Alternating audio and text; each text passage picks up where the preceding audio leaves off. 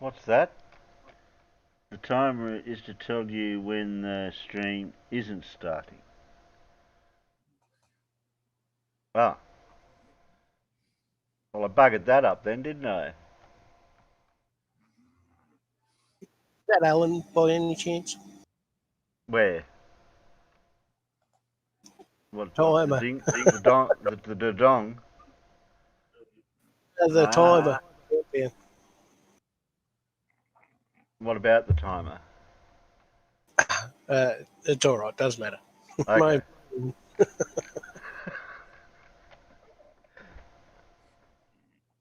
No, my timer goes the right way. Alan's went the wrong way.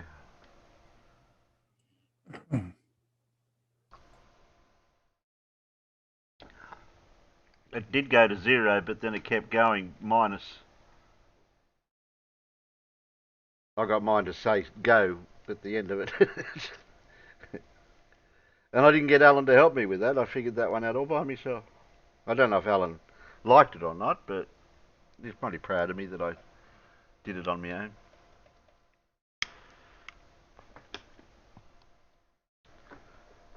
I thought that can't be this hard. Especially when you Google the YouTube stuff out there. You never know what you find. Hey, no. Terry starts precisely when he means to. Okay. I don't know if that's being sarcastic or factual.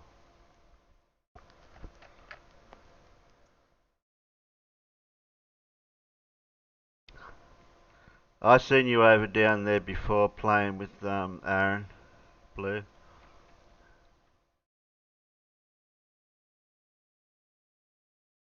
Yeah, poor Aaron. He's challenged a bit, I think. Yeah, I was in there for a little while. Yeah, I think some people in there don't know Aaron. I wasn't saying too much. uh,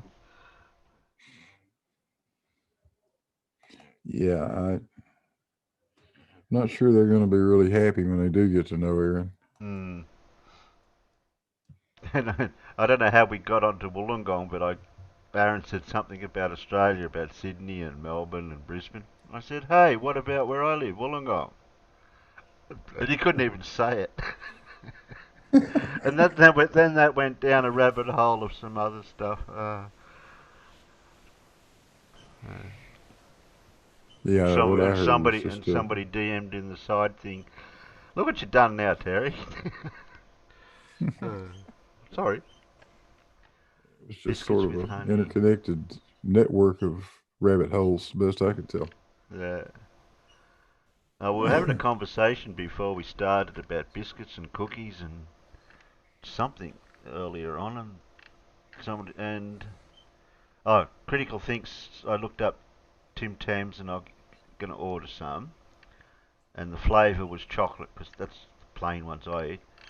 If I do have a Tim Tam, but I don't know. It's a thing for people to buy them and bite little corners off each diagonal corner and suck through with their coffee or tea or whatever, and then eat the rest. But I've never really been into that. I prefer a Kit Kat type biscuit called a Gaiety. Arnott's make them over here, and they're just like a Kit Kat, just in one biscuit. They do me. Yes, I know that one, Roger. Black and white movie 0 Hour with oh shit, no, I can't even think of the actors now that was in it. Yeah, I remember watching a YouTube thing about it, for scene. They showed each scene, certain scenes that actually show the matching points of some parts.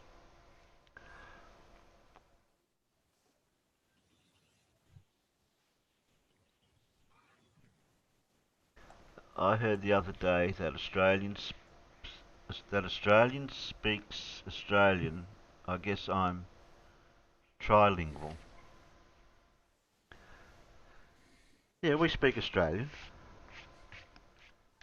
because we don't speak English because England speak English. We speak Australian.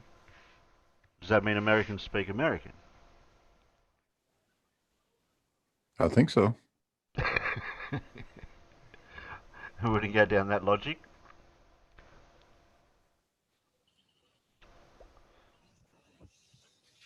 There are, minor differences. Well, that's For the instance, thing with the debating thing, Blue. When we're talking with debaters and the flirts and that from different countries, things get lost in translation, don't they?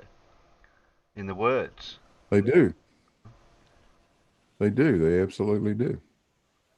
And even worse with somebody that English might not be their first language. There's one side of it,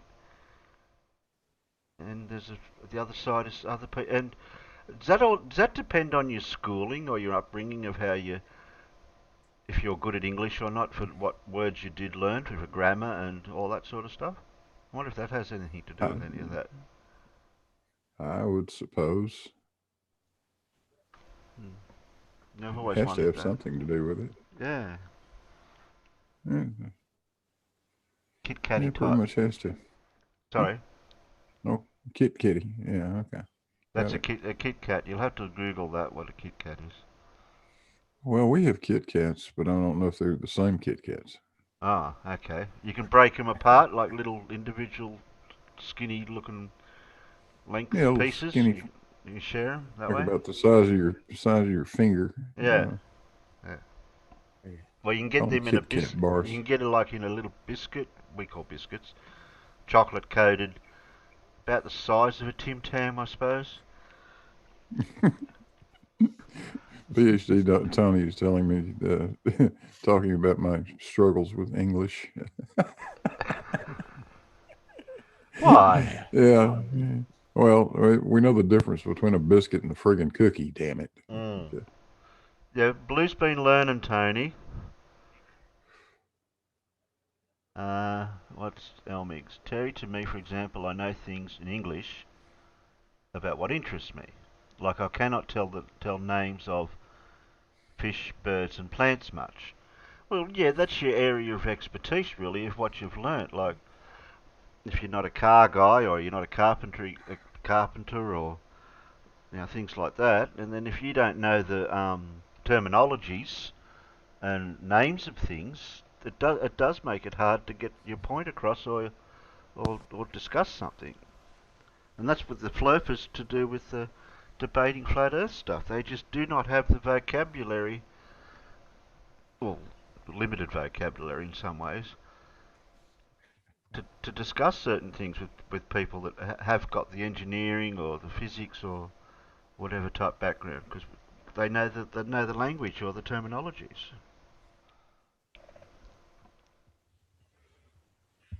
Yeah. I was talking to an American tourist a couple of years ago, and I said, "How you going?" He said, "By car." Yeah, yeah. I was just about to. I would have just about to answered that the same way. Like, how are you, or how are you going, and there's answers. Yeah, Well, the person in the shop says it says that. Not how you're going. They say something else. There's another word they say. I can't think of it off the top of my head. Are you coming in, Tony, or are you going to lurk in the peanut gallery and be a peanut? He says I'm he's just sniping looking from the through bushes. reference list for a paper, so I'm just sniping from the bushes. Why is he saying sorry to you, Blue? I I had no idea. Well, because he was talking about my struggles with English, I think. John I Bernard's I is a don't good struggle example. with I don't struggle with English. Hmm. Other people may struggle with understanding my English, but for me, it's no problem at all. John Bernard's is a good example. Can say black swan in English, but that's about it. John Bernard. I've heard of that name somewhere. Yeah, he comes in and wrecks Jose's Oh, was he the hangout. one with Stingray and that we're talking with on Jose's Oh yeah, that's last him. night? Yeah, I was going to play a little bit Yep. of that because I found that interesting, just that little bit. We can do that too. I do have the Starlink mission that I wanted to play first. So we'll play that, and then we just play it by ear. What we do on this show, we don't have a set thing. We never do have a set thing. We don't have a plan. Shh! Don't tell anyone. Where is it? I put it away here somewhere. Ready? There we go. Because I missed this last night live. That's it. I'll share it to you guys.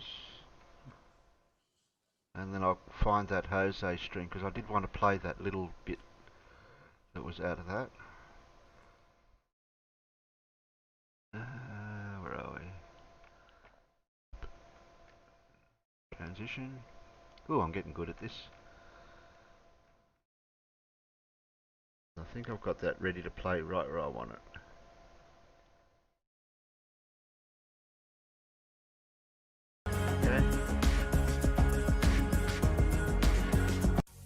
LWO1 WeatherNet. Liftoff conditions looking pretty good. ESPS is ready for launch. Ignition. Liftoff. Falcon 9 has cleared the tower.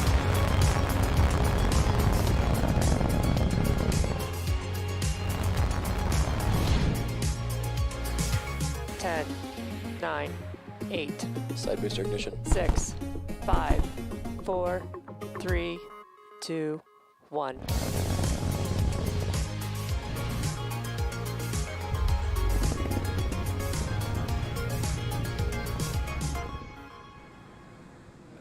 Good morning. It's Sunday, October 18th, and you're looking at a live view of Falcon 9 as it awaits its 8:25 a.m. Eastern Time launch from Pad 39A at Kennedy Space Center. Hello from SpaceX's headquarters in Hawthorne, California. My name is Andy Tran. I'm a production supervisor here at SpaceX. You're watching a live webcast of our 14th Starlink mission. It's also our 18th mission this year. To date, we've launched more than 750 Starlink satellites to orbit. Starlink is a constellation of satellites that can provide high-speed, low-latency internet all over the globe, particularly in remote areas where connectivity is limited or completely unavailable. Today, we will be performing 2 second stage burns and deploying our 60 Starlink satellites at approximately 1 hour into the mission. The 2 burns allow us to deploy our satellites into a circular orbit, which in turn helps them get to their final orbit much quicker. At T-minus 8 minutes and 20 seconds and counting, all systems are looking good for an on-time liftoff this morning. If we, for some reason, are not able to launch today, our next earliest opportunity will be on Tuesday morning. Now let's talk a little bit more about the vehicle. On screen is a flight-proven Falcon 9. The 2-stage Falcon 9 vehicle stands at 229 feet tall, or slightly taller than a 21-story building. It's equipped with 10 Merlin engines, 9 on the first stage and 1 on the second stage. The bottom 2/3 of the vehicle is the first stage. You can see that we have some residual soot markings left on there. That is a key indicator that this rocket has supported previous launches.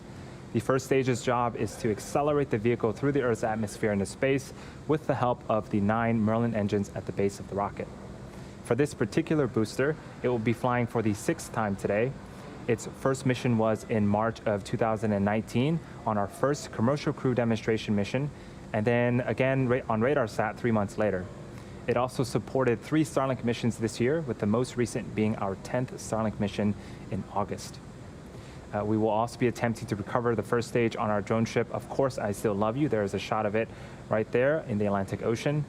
Our first stage is designed to be reflown 10 or more times with minimal refurbishment in between, and it's the 16th time we'll be flying a flight-proven booster this year, and the 44th time we're doing so to date.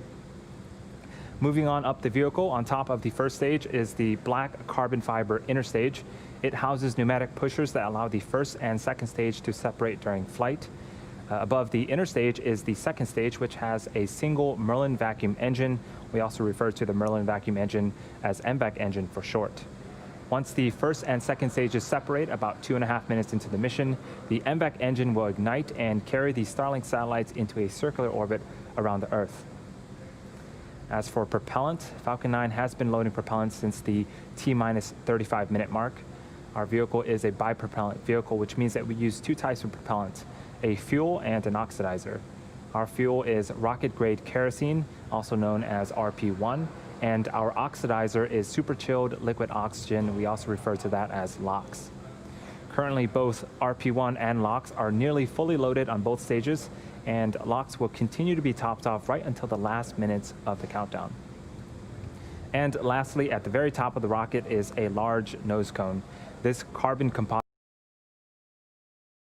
That's the single factor that some of these flurfers get completely, or they don't understand how rockets work with the oxidizer, the oxygen oxidizer with the kerosene type fuel, how it works. Doesn't need an atmosphere for it to ignite and burn. To recover them depending on the weather and the sea states. Speaking of weather, we have nothing but blue skies on the East Coast. The vehicle and satellite and range are all looking good for an on-time liftoff just a few minutes from now. As we get ready for a public beta rollout before the end of the year, the Starlink team continues to test the system, collecting latency data and performing speed tests of the service. So far, the feedback from the private beta testers has been really promising. Initial results from these tests have shown super low latency and download speeds greater than 100 megabits per second. During our last webcast, we shared how emergency responders in Washington have been using Starlink to help rebuild communities destroyed by the wildfires. Today, we'd like to share one more example of how Starlink is helping another community in Washington. In August, the Starlink team began installing the first of several Starlinks on the Administrative Center building of the Hoh Indian Reservation, as well as on private homes on the tribal land. The Hoh are a Native American tribe living at the mouth of the Hoh River in western Washington state on the Pacific coast. This remote location had previously hindered access to high-speed broadband, but after the Starlinks were installed, the tribe went from practically no connectivity to high-speed internet overnight. Starlink has now enabled their community to access online healthcare, share their small business products online, and also participate in online schooling. They can also now stream their favorite shows and movies, which is always a plus. The response to Starlink has been overwhelmingly positive, so much so that the community is accelerating efforts to enable an additional 30-plus households with connectivity. We're super excited and definitely looking forward to more partnerships like this in the near future. If you're interested and would like to receive updates on Starlink news and service availability, please visit starlink.com. We're just over 3 minutes from liftoff, and Falcon 9 is now moving into the final stages of the countdown. Just a few seconds ago, the transporter director began to retract away from Falcon 9. And the first and second stages are both nearly fully loaded with 1 million pounds of kerosene fuel and liquid oxygen. We've also begun first stage engine chill. This is where we allow a small amount of super chilled liquid oxygen to flow into the Merlin engines to avoid any shocks to the system. At around the T-minus 2 minute mark, LOX should finish loading on the second stage, which will be the last of our propellant loading. And around the T-minus 60-second mark, Falcon 9 is in startup. This means that the rocket's autonomous internal flight computers have taken over the launch countdown. The Starlink payload continues to be healthy. The Falcon 9 team is tracking no issues on the rocket. Weather is also looking great, and the range is green for launch.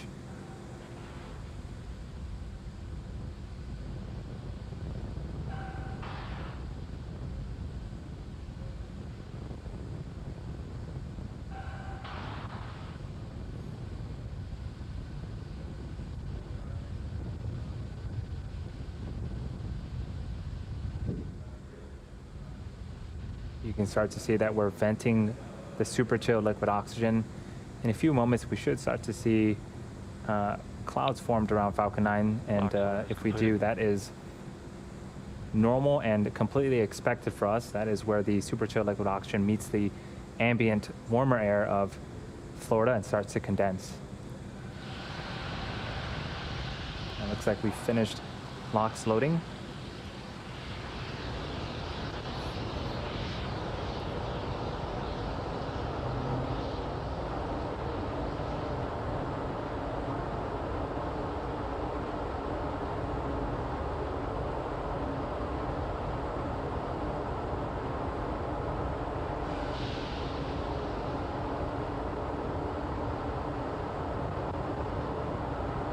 At this stage, the Falcon 9 internal flight computers have now taken over the launch countdown. The first and second stage are also beginning to pressurize for launch. LD, go for launch. And there's the launch director giving the final go for launch at T minus 30 seconds and counting. All systems are go for launch. Let's listen in to terminal count and watch as Falcon 9 takes our 60 Starlink satellites into orbit. Yes, Renee, mate. 1 free bag of peanuts for every customer. T minus 15 seconds. 10, 9, 8, 7, 6, 5, 4, 3, 2, 1, 0. Ignition and liftoff.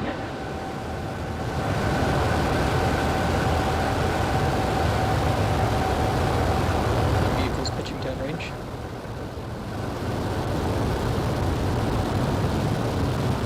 Stage 1 chamber pressures are nominal.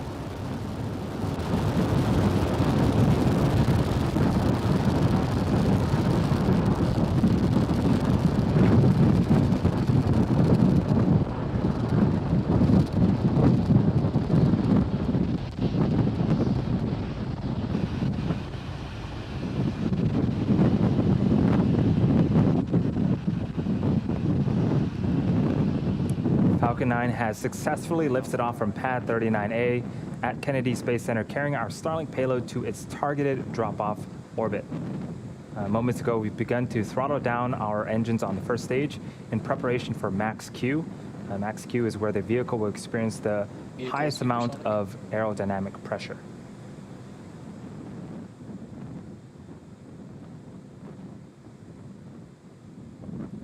Max Q.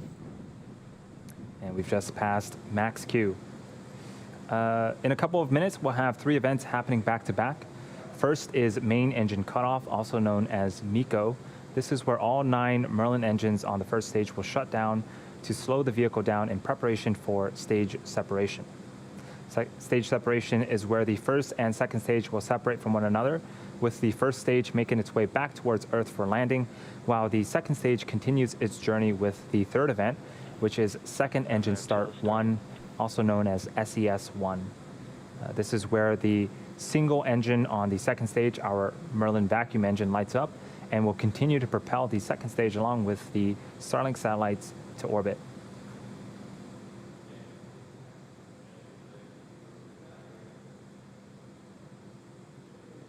We're about 25 seconds away from main engine cutoff.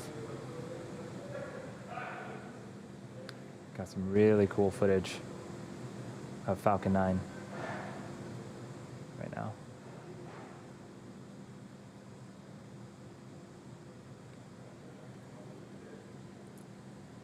I like that bit where it flares out like that. It lets oxygen in the atmosphere. Oh, that's the engine cut out. Stage separation confirmed. Oh, with a curve. Yeah, there's Ben Saw's bungee cords.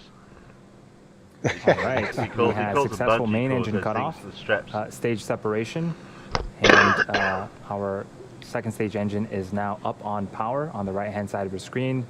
Again, on the left-hand side of the screen is our first stage. It's going to make its way back to Earth to attempt landing for the 6th time on our drone ship in the Atlantic Ocean. Is there going to be a ferret? Next event No coming up is ferrets today. fairing deploy. Should happen just a few seconds from now. Probably had that rat trap out. Bearing separation confirmed. I think they're being wary of And that now. off with goes having ferrets. those fairing halves, and now exposing the 60 Starlink satellites to space. As a reminder, we will be attempting to recover the fairing halves today using our recovery ships Miss Tree and Miss Chief. We'll make the call about 2 minutes before they land. Yeah, that's depending right, on the Elmix. weather They say and the sea rocket's states. going down when you're seeing it from on the ground.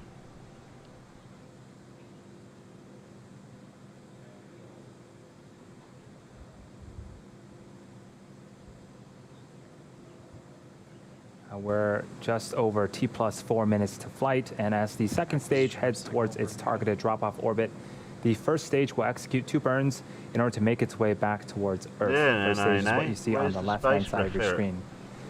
The first is the entry burn, where 3 of the Merlin engines will reignite. This helps to slow the stage down as Red it says, re-enters look. the upper parts of the Earth's atmosphere.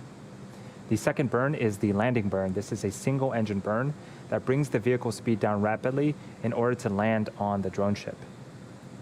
The first burn, the entry burn, should happen around the T plus 6 minute and 20 second mark, while the second burn will happen around the T plus 8 minute mark.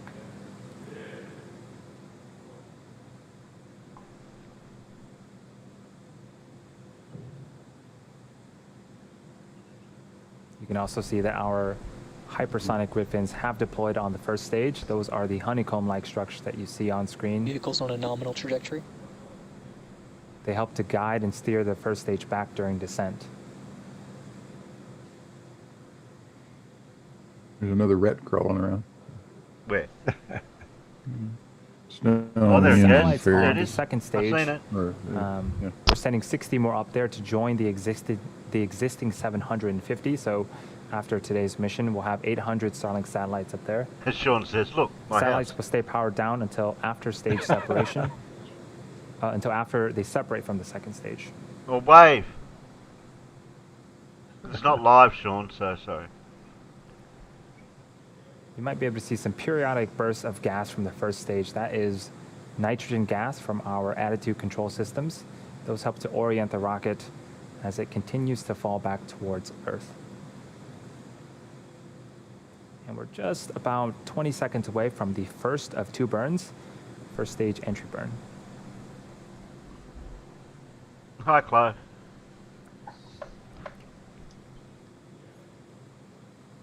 Hey, you going, Clive? Hello, Clive.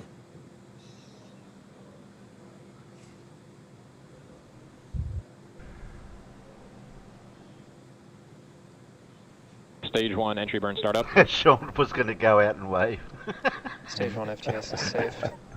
3 Merlin engines have relit and are now I shouldn't slowing have the said it first was stage live. down before they hit the upper parts of the Earth's It wasn't, atmosphere. I mean, I shouldn't have said it wasn't low. A few more seconds left on this burn. Stage 1 entry burn shutdown. All right, the second burn will be happening about 90 seconds from now. It still amazes me how they steer Everything's it looking down great with those on little our paddle second things. stage.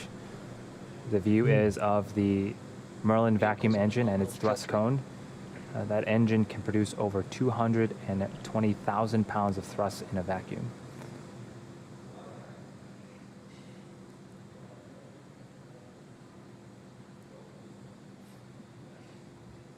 You wouldn't even know that rocket's fired, would you, from being in space? Because in a vacuum it's hard to see the flame. We're about 30 seconds away from the beginning of our second and final burn.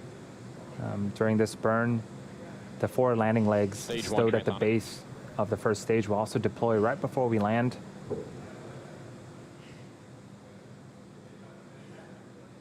This final burn should last about 22 seconds. Let's see if we can land this first stage for the 6th time. I don't know why they don't reuse the rocket part. This bit, the bits we're seeing. Stage 1 landing burn. Terminal guidance.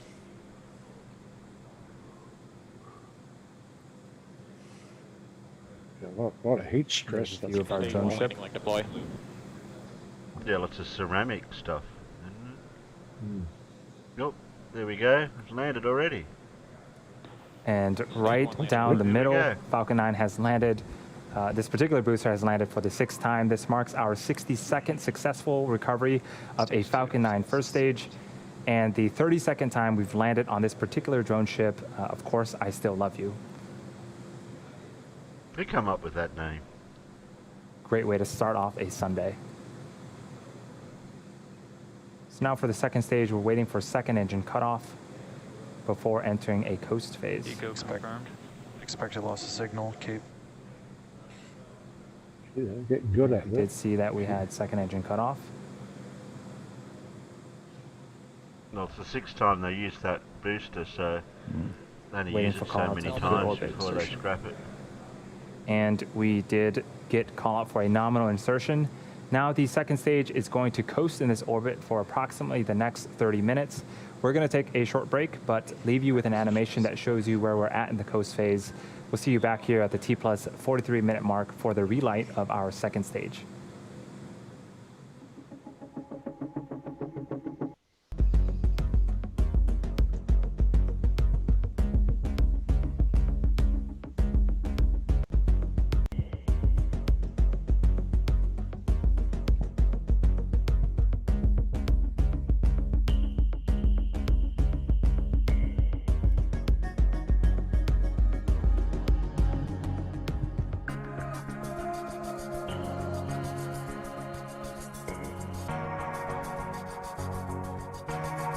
We're going back.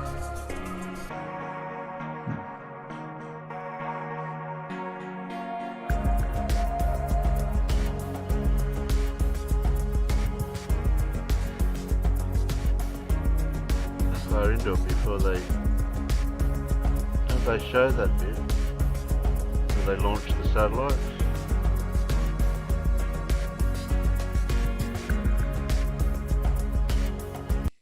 I don't think they.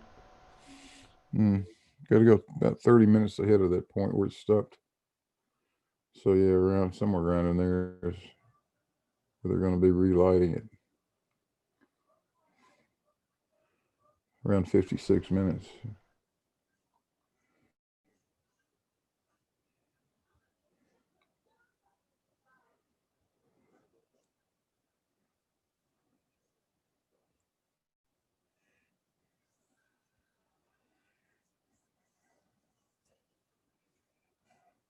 Roger Rabbit thinks the ship name came from somebody with a twisted sense of humor. I'm thinking somebody lost a bet.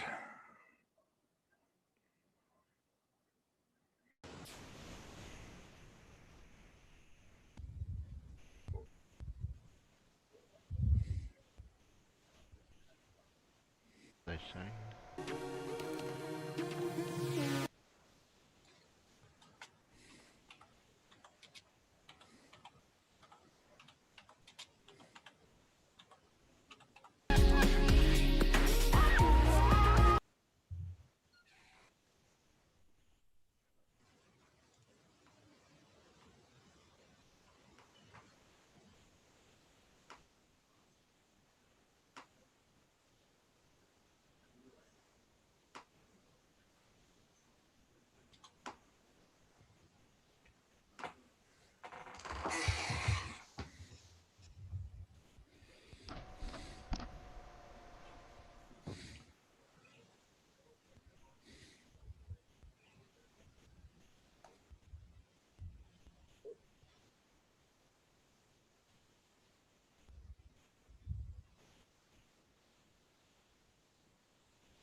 This time, it will start to spin along its central axis, giving the Starlink satellites the momentum they need to space themselves out after deploying.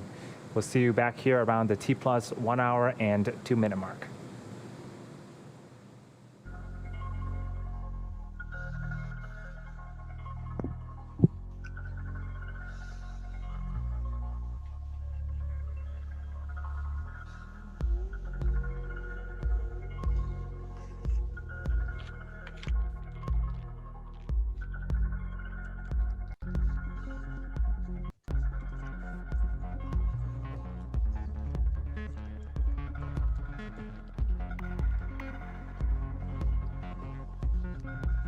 .3815 fairing rips through net at 3815.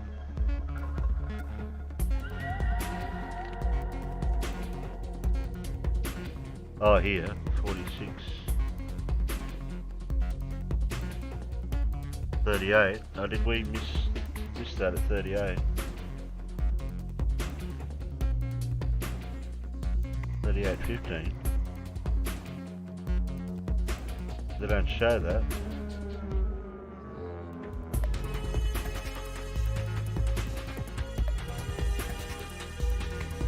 not showing the bearings. Getting caught.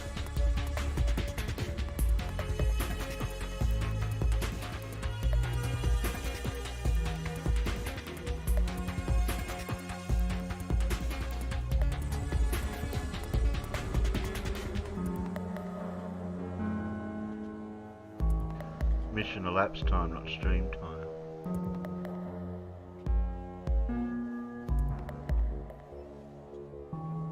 No, I was looking at the plus 47 minutes T. Wouldn't that have been the time you're talking about? Plus 38?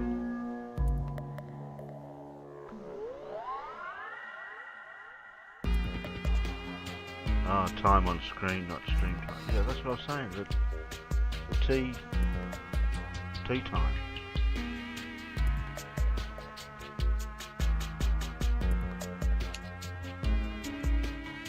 Expected loss of signal, Garcia.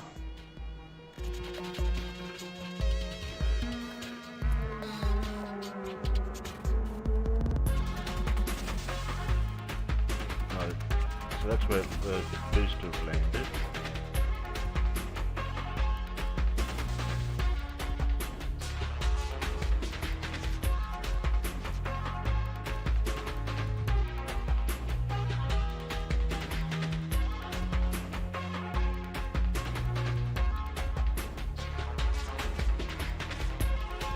So they showed it?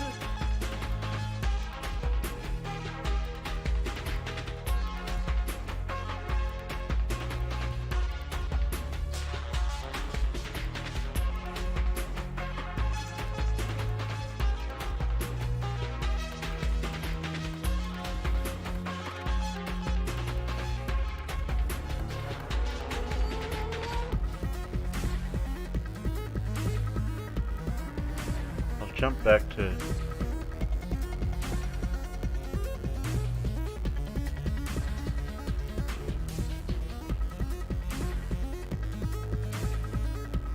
near the end. They do it. So 116. But I want to catch it at 38.15 on the one.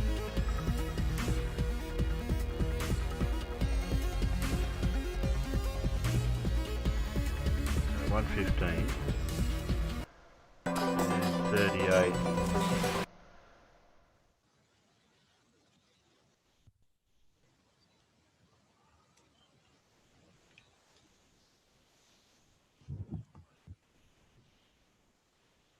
It's 37.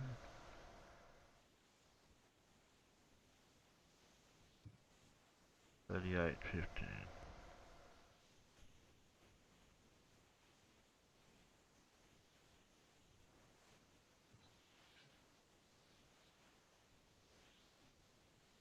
Mitchell's saying 38.15.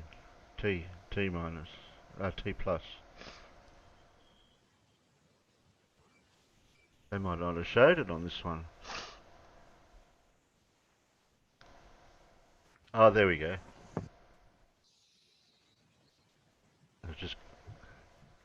That was very quick.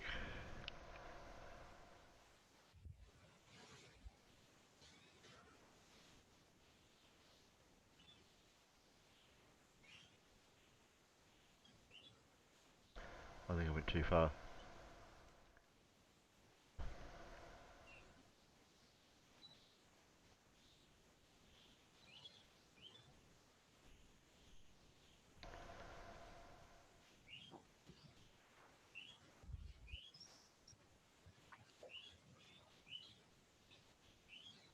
There we go. It did rip through the net a bit. Well, at least they got it. Oh. Yeah. Well, that's what the net's supposed to do, isn't it? Just catch it, basically. Cut the impact. That's Yeah. about it, yeah. Okay. Right. Now we can jump up to near the end here. I think it's about 14.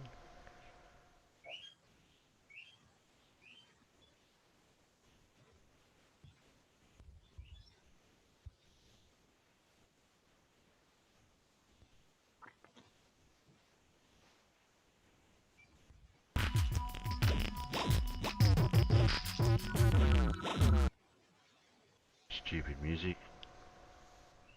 Oh, no, it's not supposed to rip, John. It was meant to catch it without ripping.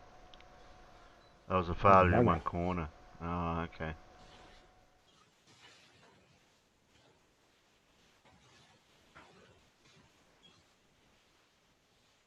Oh, there's Australia. Yeah.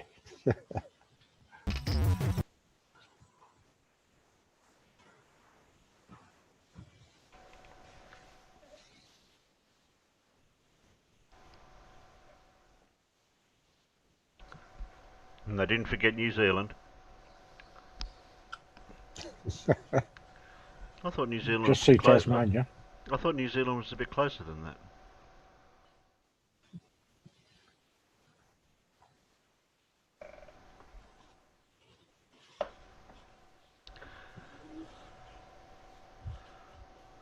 Well, once you wave, Scott.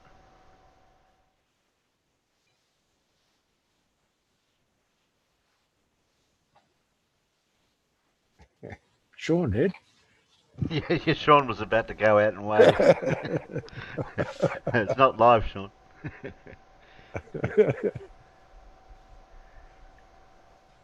Oh, they should be releasing them.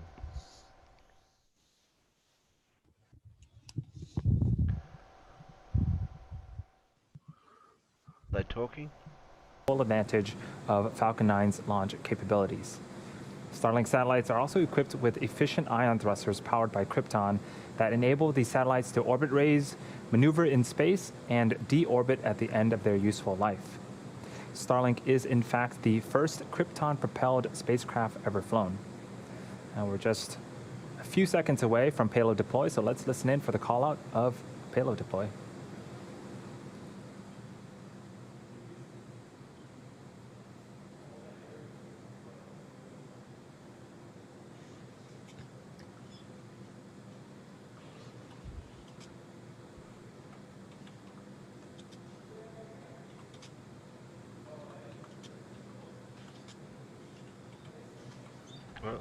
Starlink deploy confirmed. And now you can see on screen these satellites are slowly separating from the second stage. Shortly they will deploy their solar arrays and over the next few weeks distance themselves from one another and use their onboard ion thrusters to make their way to their operational orbit. That's right, Phil. That's a very cool shot. Quick update on fairing catches. It looks like we had a good catch on both fairing halves, but the corner of the net on Mist Tree didn't hold up and gave way. We didn't have any impacts to the recovery team personnel, so we'll bring them back and see if we can use them on a future flight. And with that, we'll be bringing our webcast to a close. Thank you to the Range and Federal Aviation Administration for supporting today's mission. Again, if you are interested in getting future news about our Starlink service, head on over to starlink.com and sign up for updates. Thanks for tuning in and have a great rest of the Sunday, everyone. Oh, that's it. Show's over. Well, there you go. Nothing to see here. All finished.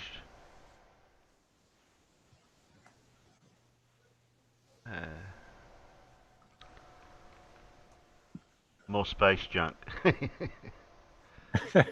Yeah, but it'll come back down at the end of its useful life. Universal Studios. You sure it was Universal? Thank God it's flat. You sure it wasn't Pixar? You never know. Could have been Disney.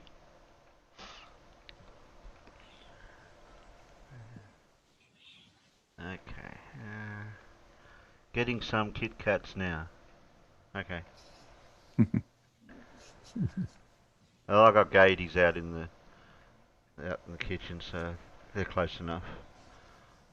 Right.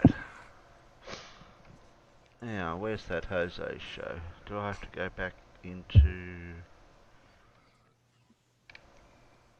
I'll grab it from over there. Find it. Find the right one. Is that the right one? I think he titled it with Stingray's name Yeah, that's right. Right, okay. Now, we're not going to watch the whole show, but I'm going to cherry pick. I think it's way into it. Somewhere back here. Yeah, it's way into the show. It's 2 hours and Yeah, 15 yeah, minutes it's into it toward, before anything was discussed. There's a few other people there yeah, earlier. it's toward the back end of it, I think. Yeah, nothing was Yeah, happening. there was by some the way. excellent Brian Leakey derp there at the front. But Was there? Oh, I gotta watch Brain yeah, Leak at the front. yeah, Brain Leak was doing his thing. Okay, we gotta do a little bit of a teaser for that. I've already got it marked. Cherry-picking. I've already got it marked for what the bit I wanted, 2 hours and 15.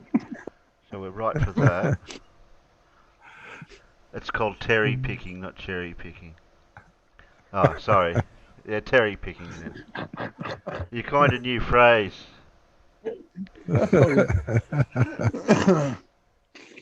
Alright, okay. I'll share it first in here. Were you there, Blue? I was listening to it. Oh, you're listening. Okay. I've got a farmer. There was Glass Monster was in there. Can't hear him. He talks on a telephone thing and can't hear what he's saying. Yeah, that's sort of looks like an old dictaphone. Yeah. Oh, well, there you go. Oh, that's all. Is that Old about where he... school, eh? For anybody. Looks like... I think that's Yeah, about where he comes in, I think. Unless there's... Jose's sharing his screen about the bullet holes Oh, it's in right the in space. there. Yeah, yeah. Oh, he Yeah, did it it's back right, there, right was about he? in there. Yeah, that's where the bullet holes in the ISS. Brain Leak. Yeah, Brain Leak was having a conniption hemorrhage Okay. once again. What, Totally while Jose's misunderstanding on the pressure. screen, I think? Yeah, somewhere in there. Yeah, I don't want to go I too don't far know. forward, and I don't want to go too far back. We'll just catch that, and we'll see where we're Down up there. to. For sound, we'll just do sound first. Repair something, and the insulation was in the way.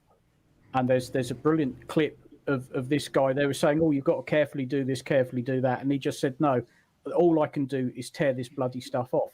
And he was tearing off the insulation that's on the outside. So the problem is, you've got a hole in the skin of the module, but on the outside it's all covered in insulation. No, Farmer sounds like he's responding to something. So.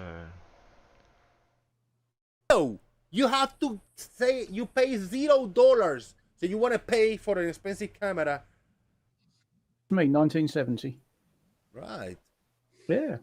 They To an old news right here from maybe. I'm not sure this link. Open it and let you know. Go ahead, man. What's up? And as a comment to your mention earlier, I wouldn't care what kind of a camera I ended up with, as long as it would record some kind of a half decent. Yeah. Because it's obviously very, very small hole. Well, what I read yesterday, and it's not this one, but they still use the finger. That's why my finger thumbnail today, because they actually fingered the hole again. And that's what I read yesterday on the Google News, which I didn't find that article that I read yesterday. What all it's got to do is stop the looking for now. They think that might have been sabotage. And then this one, what is this? This is not a hole. There's a hole. Just say. There's no brain leaky Yeah, here. keep Then we got listening.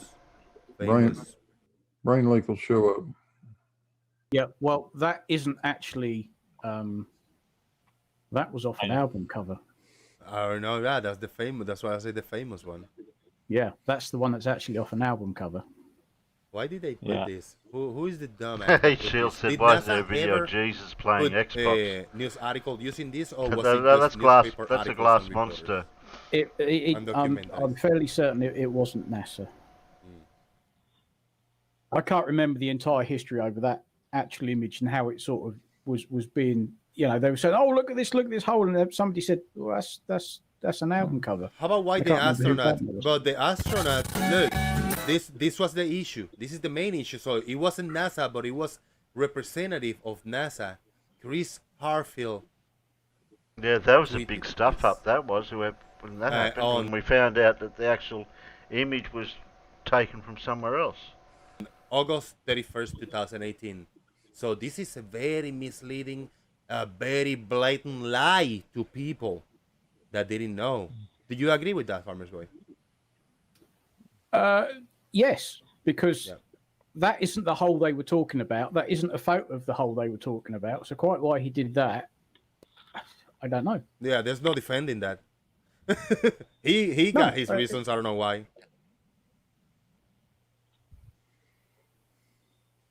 Yeah, I cannot defend that whatsoever. No, but with this current leak, as far as I know, they've pinned it down to it's one of the prime one. I think it's not the first, but one of the first Russian models.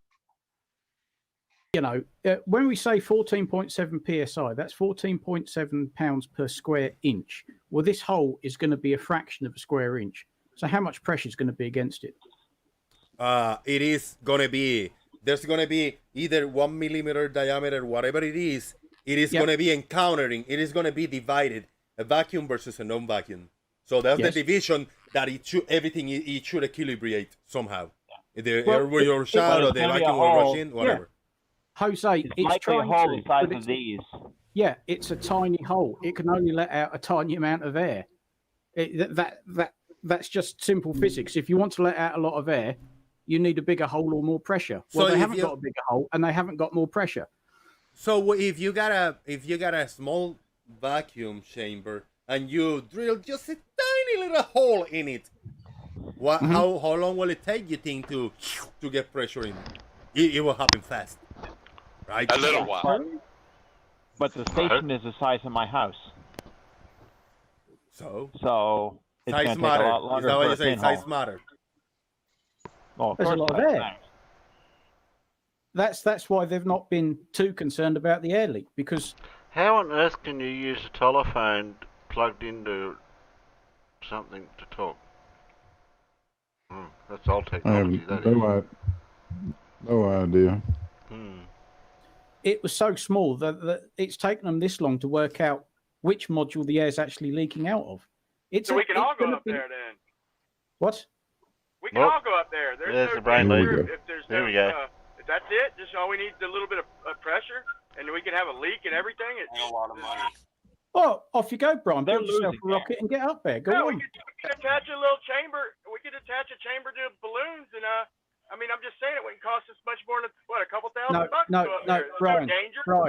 Brian. If you go, I'll get into support it. space, they burst. You can't use a balloon to get into space. No, There's a very good reason why all high altitude balloons go pop. Check. They got satellites on balloons now. Oh, for fuck's sake! Satellites on balloons. Are we really going to be pretending Are to you be 5 years denying again today? all the evidence and pictures and articles and how they work and everything? Still in denial. The satellites within our atmosphere. Those are the satelloons. They are within our atmosphere. Yes. Right. So we can go up that high then. We know that from high altitude balloons. If you'll go, I'll contribute. If you'll climb in a module and go up there, I'll give you some money to go. That's a bet. Start a GoFundMe, Ryan, and then you can see the Earth actually is a sphere. Anyways, Jose, you missed a super chat. Later, Roger. See you, mate. Let's get a GoFundMe going. Okay, I am back. I was AFK for a second. Welcome, everybody. We are joined by Brian, Farmer's Boy, Glass Monsters, Howard, and Leo. You missed a super chat earlier. I missed a super chat. Oh, shit. Yeah, it's Lyle's super chat. Let's see. Lyle's super chat. How dare I missing your super chat? The one... Is it the one... I read one super chat of yours today. Let me see. Did you give me 2 super chats, Leo, or just one? First activity. For a time, and then, damn, I wish they sponsor me. Maybe they don't sponsor me because I say that nothing. I know. Maybe that's why they... Keep you fat. drinking a lot of Red Bull out here on the road. Really? It Yeah. definitely. It's half and half. It's half caffeine, half sugar. It's the sugar that'll, particularly when you get to. For me, you have to watch it. Trust me. All right, let's go back to the ISS. Finger. I'd love to go to the ISS. A finger and a hole in the ISS. Brian, your thoughts. Let's get everybody's thoughts. If there's a small drill, some people is drilling inside. Oh shit! I poked through the ISS. Let me hold it. Hey, I put my finger. Go get some duct tape. Fixed. Give me your thoughts. That's a big joke. And then balloons pop when we're still in the Earth's atmosphere, and that's assuming the ISS expands like a balloon, and it's down magnitude. The ISS is supposedly down magnitudes lower of a vacuum, way higher powered vacuum at 10 to the -8 torr. Is not even comparable to the atmosphere at 100,000 feet, where balloons expand about 3 times in size. Hey, the ISS ain't flexible, and it's supposedly in 10 to the -8 torr, and we're not covering it with a finger. That's absurd. Brian, do you know what the difference is between 10 to the -8 and 10 to the -9? Magnitudes, double. A decimal. Double point. the strength. Yes, double. 10 to the -8 is 0.0000001. 10 What to an the idiot. -9 is 0.000000001. So it's double the strength. And if it wasn't, why would Double. they? If it was unimportant, why would they even describe it as that? If it was no big, hold on. If we need an 8-foot wall to contain 10 to a negative. My God. What's the pressure in the ISS? It's not 14 psi inside the ISS. It is. It's a bit less, isn't it? Yeah. It's they keep it at about a normal atmospheric pressure. Okay. I don't know if they keep it all the way at 14.7, but it's within reason. Yeah. Leakey is an absolute idiot.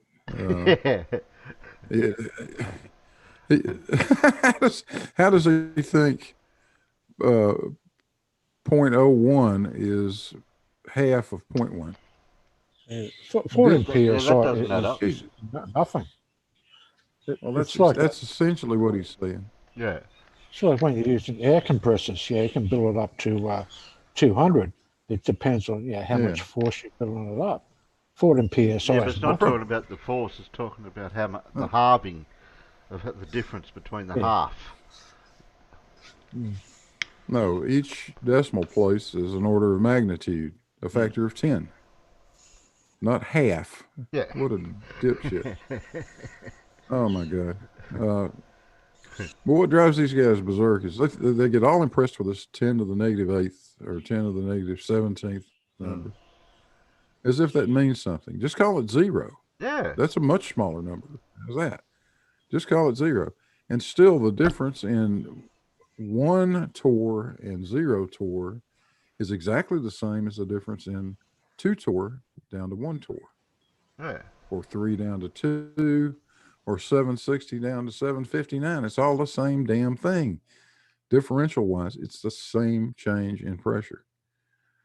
But they make it sound like there's something totally exotic about 10 to the -17th. What's exotic about it is the difficulty in trying to achieve that.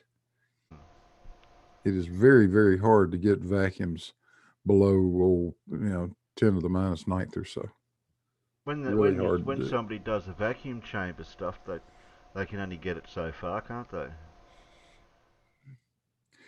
Well, we had an industrial vacuum chamber, and I've told this story many times. One of the first job I had out of college, and we were building oil-filled transformers, and one way you purify mineral oil that's used in transformers is by filling the transformer under a vacuum, and it needs to be a really pretty good vacuum, somewhere between, say, 1 torr and 10 torr, something like that. That's a very good vacuum. And I can tell you, it is difficult to build a chamber a large chamber that will do that. just getting the thing to seal up is really, really tough. But I can also tell you that I've seen that chamber that I'm talking about go down to 1 torr or slightly less. And I have personally held my right hand over the 1.5-inch valve that was on the front door of that thing that was there to let the pressure back into the chamber. And even an 1.5-inch piece of pipe, a valve sticking out there, it's no problem to put your hand over it and hold the pressure. No problem at all. And why these morons like Brian Leakey don't just go down to the rental place and rent a vacuum pump? Jesus Christ, rent one. Yeah, play around with the vacuum and see what he finds. Stick your friggin' hand over the, stick your thumb over the end of the, over the suction end of the hose from the thing. Find out for yourself. Yeah. There's nothing to it. 14 psi will not hurt you at all. No, it's not nothing. not in a small area like that. Now you spread 14 psi over a square foot, and you've got an issue. Now you got a couple of 1,000 pounds of force. I got me mate Neil out there. I haven't been on his stream lately. You can join my stream if you want, Neil, if you've got nothing else better to do. I know Phil's out there, but he's probably working. -6 vacuum. If we need 10 to the if we need a 8-foot thick concrete steel reinforced wall to maintain 10 to the -6 torr, why can't we achieve more than that, farmers boy? Do you know why that vacuum chamber that NASA have is got walls so thick? Because if you he's I can see his train of thought. He's talking about the ISS because it's not built like a big 10-foot wall around it to hold vacuum from space out to the pressure inside it. But the ISS is only very thin for the amount of pressure they've got in it. But it'll hold it. It's only 14. Yes, but it's only 14 pound. It's only 14 pound per square inch pressure. That's not a lot, really. Yeah. Well, there's a very significant difference, and that is the direction of that pressure. The ISS is pressurized. The vacuum chamber is depressurized. Yeah. Take an empty pop bottle, and it's easy enough to suck on that thing and collapse it. You can do that with just your lungs. Go the other direction and try to blow it up. I think you'd have a bit of a problem. Good luck. Good friggin' luck. That's the problem with a vacuum chamber. It's trying to crush itself. With something like an airplane fuselage, think about it this way: an airplane fuselage is subjected to pressures of somewhere on the order of 8 or 9, maybe up to 10 psi. Yeah. And it's got about the same thickness skin on it that the ISS has got, more or less.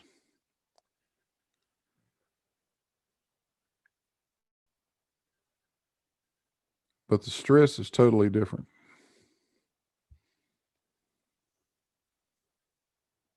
Yeah, well, they couldn't put too much pressure in the airplane because once they reach the altitudes, the air pressure outside is a lot lower, so that they're just equalising enough pressure.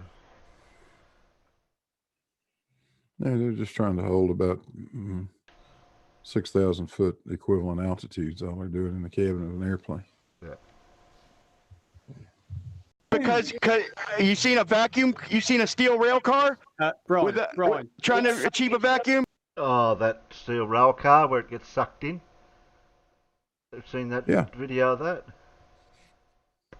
Is that the one where they've emptied out the contents and then they've sealed it, and then on a hot day or a cold day or something, and it collapses? Because I've seen people do that with a 44-gallon drum. Similar thing. Or you can do that with a small 4-litre drum, a 1-gallon drum. You can do the same thing. Yeah, you can put a little water in it and boil the water in the bottom of it, and then seal it, and remove it from the heat, and it'll suck itself flat. No, the rail car thing, they actually hooked a vacuum pump up to it, pumped it down. Oh, did they? Oh, okay. I thought that was just a natural thing. But no, tanks are not. A tank like that is not designed for negative pressure. It's designed for positive pressure.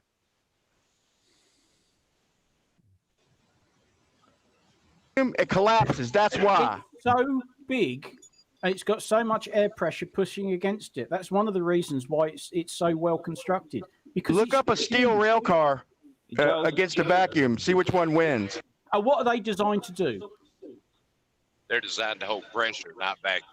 Correct. This right here is basically about the thickness of the skin of the ISS. Yep. And this actually is the exact correct metal.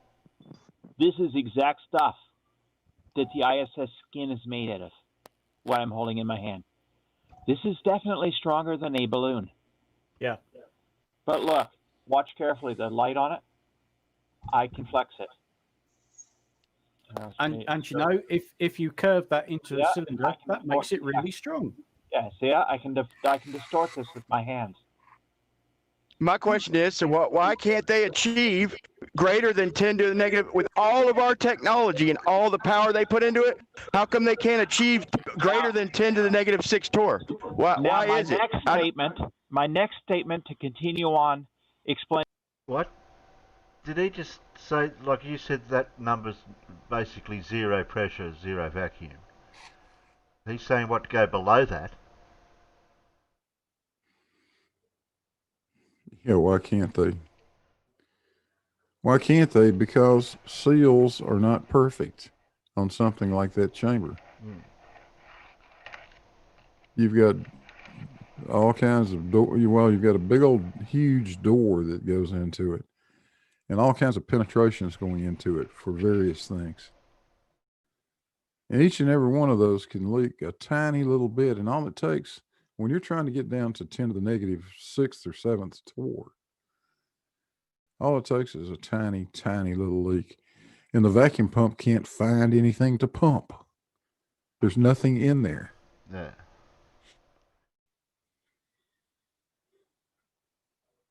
The vacuum if you want a near perfect vacuum,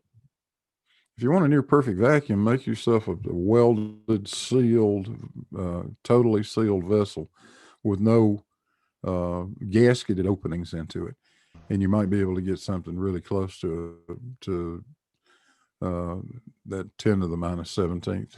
Yeah. Although I don't know any vacuum pumps that are really capable of it, but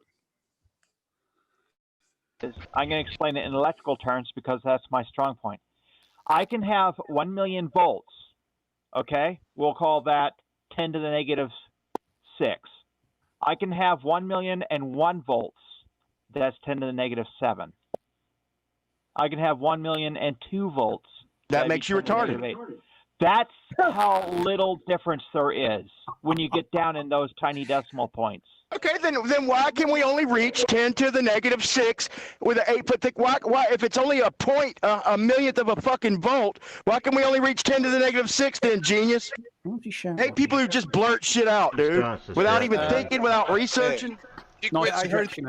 Wait, guys, please. I heard 3 things in your last in your last few sentences, Brian.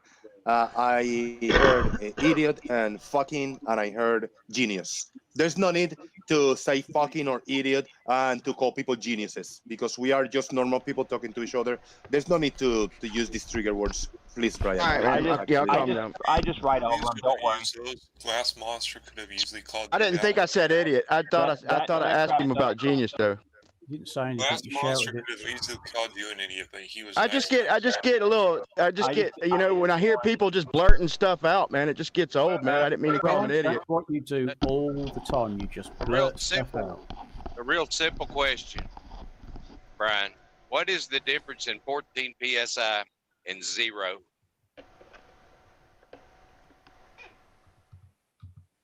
Brian. 14 psi. What happened? We lost him. Hold on. Let us. The other way, you'd be looking at what's the difference between 14 Wait. Silence. Silence 1 moment. Howard Moore, will you ask your question again to Brian? And everybody, just wait. There was a question for Brian posed. Yeah. What is the difference in 14 psi and 0?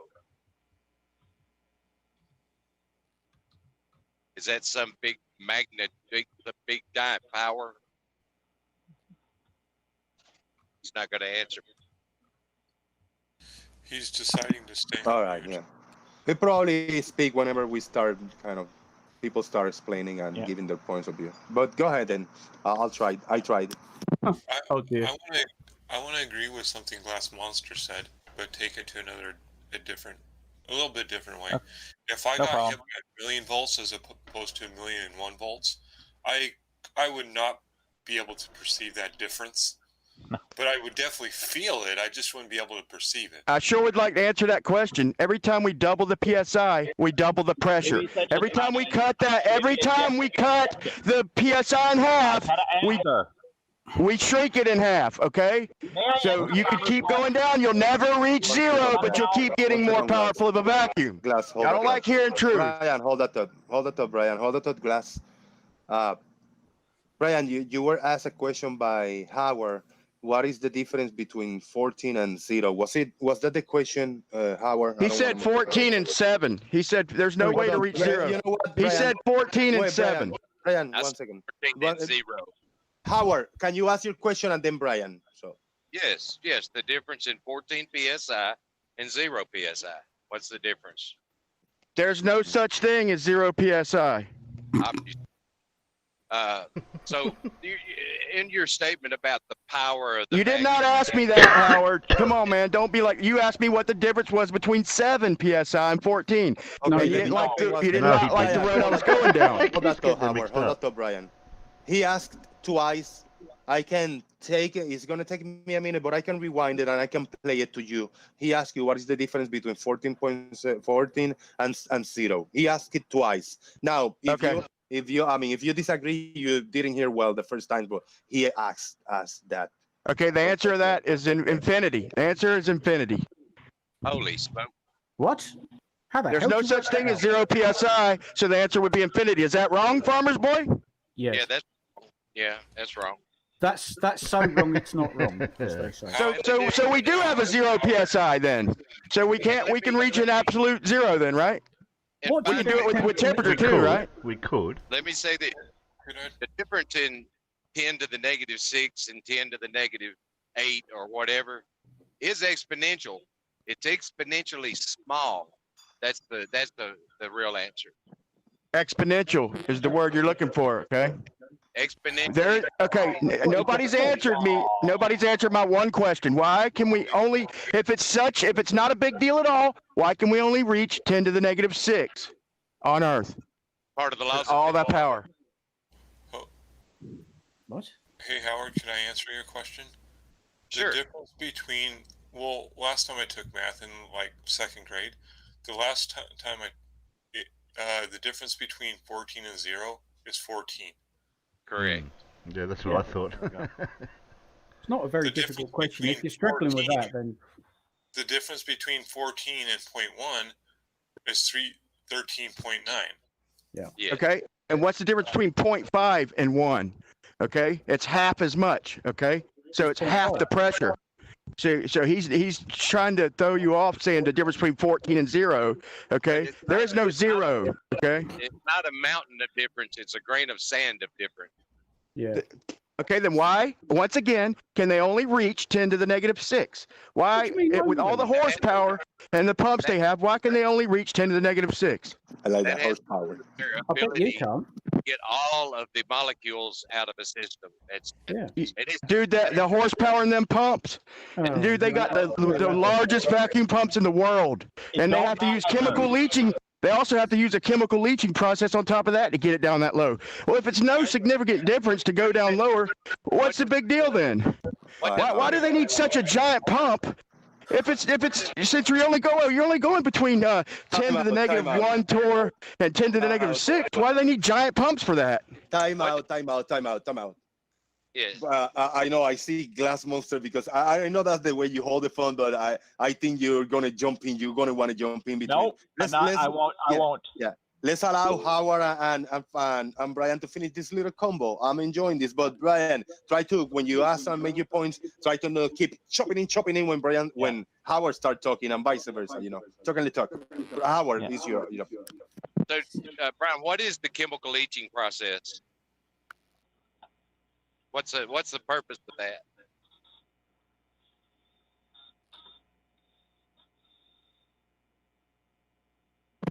You're muted, Brian. Oh shit! They put in, they suck the air out, man. They put it pretty much. They have to use chemicals to get it colder. They have to use chemicals to lower the temperature, okay, to get more and more pressure out, okay. So they have to leach it out by using chemicals to lower the temperature, man. And even if I didn't know that, dude, you're still not answering any of my questions, dude. Why do they need giant pumps to reach that value? Why do they need it? If it's no big deal, why do they need it, man? Why can they only reach 10 to the -6 if it's such a minuscule amount of pressure? Come on, man. Somebody got to answer this. Brian, check out GPS's link in the side chat where he's got a titanium vacuum chamber that goes down to 10 to the -13. Right. There you go. So we can go better than that. So call Guinness. Call Guinness. I've got a vacuum pump used for evacuating valves when you're actually making them, and it goes down 10 to the -14. But it's only. So call Guinness. Y'all broke the record then. Call Guinness. Yeah, I got a 10 to the -20. And for the last little bit of gas, so that's why it's shiny on top. Chemicals to take the last few molecules out of the envelope. Yeah. When you flash. Is there such a thing as zero pressure? Is there such a thing? No. Exactly. They know that, but they don't want to talk about it. But 0.1 is not 0, and neither is 0.001, and neither is 0.00000000000000001. You missed one. Don't forget 10 to the -17. That's not 0 either. No, but it's so close that it might as well be. Can somebody clip Lel saying 0 and then looping it for 10 hours, please? Thank you. Who said that they reached a vacuum of 10 to the -16? Okay, who said that? Lel 0 ASMR. I like that. ASMR. Leo's ASMR. Howard, I got a question for you. Okay. If someone put 14.7 psi on you, of pressure, and someone then also put, right after that, put 14.2 psi on you, do you think you could perceive the difference? No. Wow, Brian. Let me ask you another question then. Okay, let me ask a question. I did hear, yes, I heard that. Yes, I heard that, and I heard that, okay? I heard that. Let me ask a question.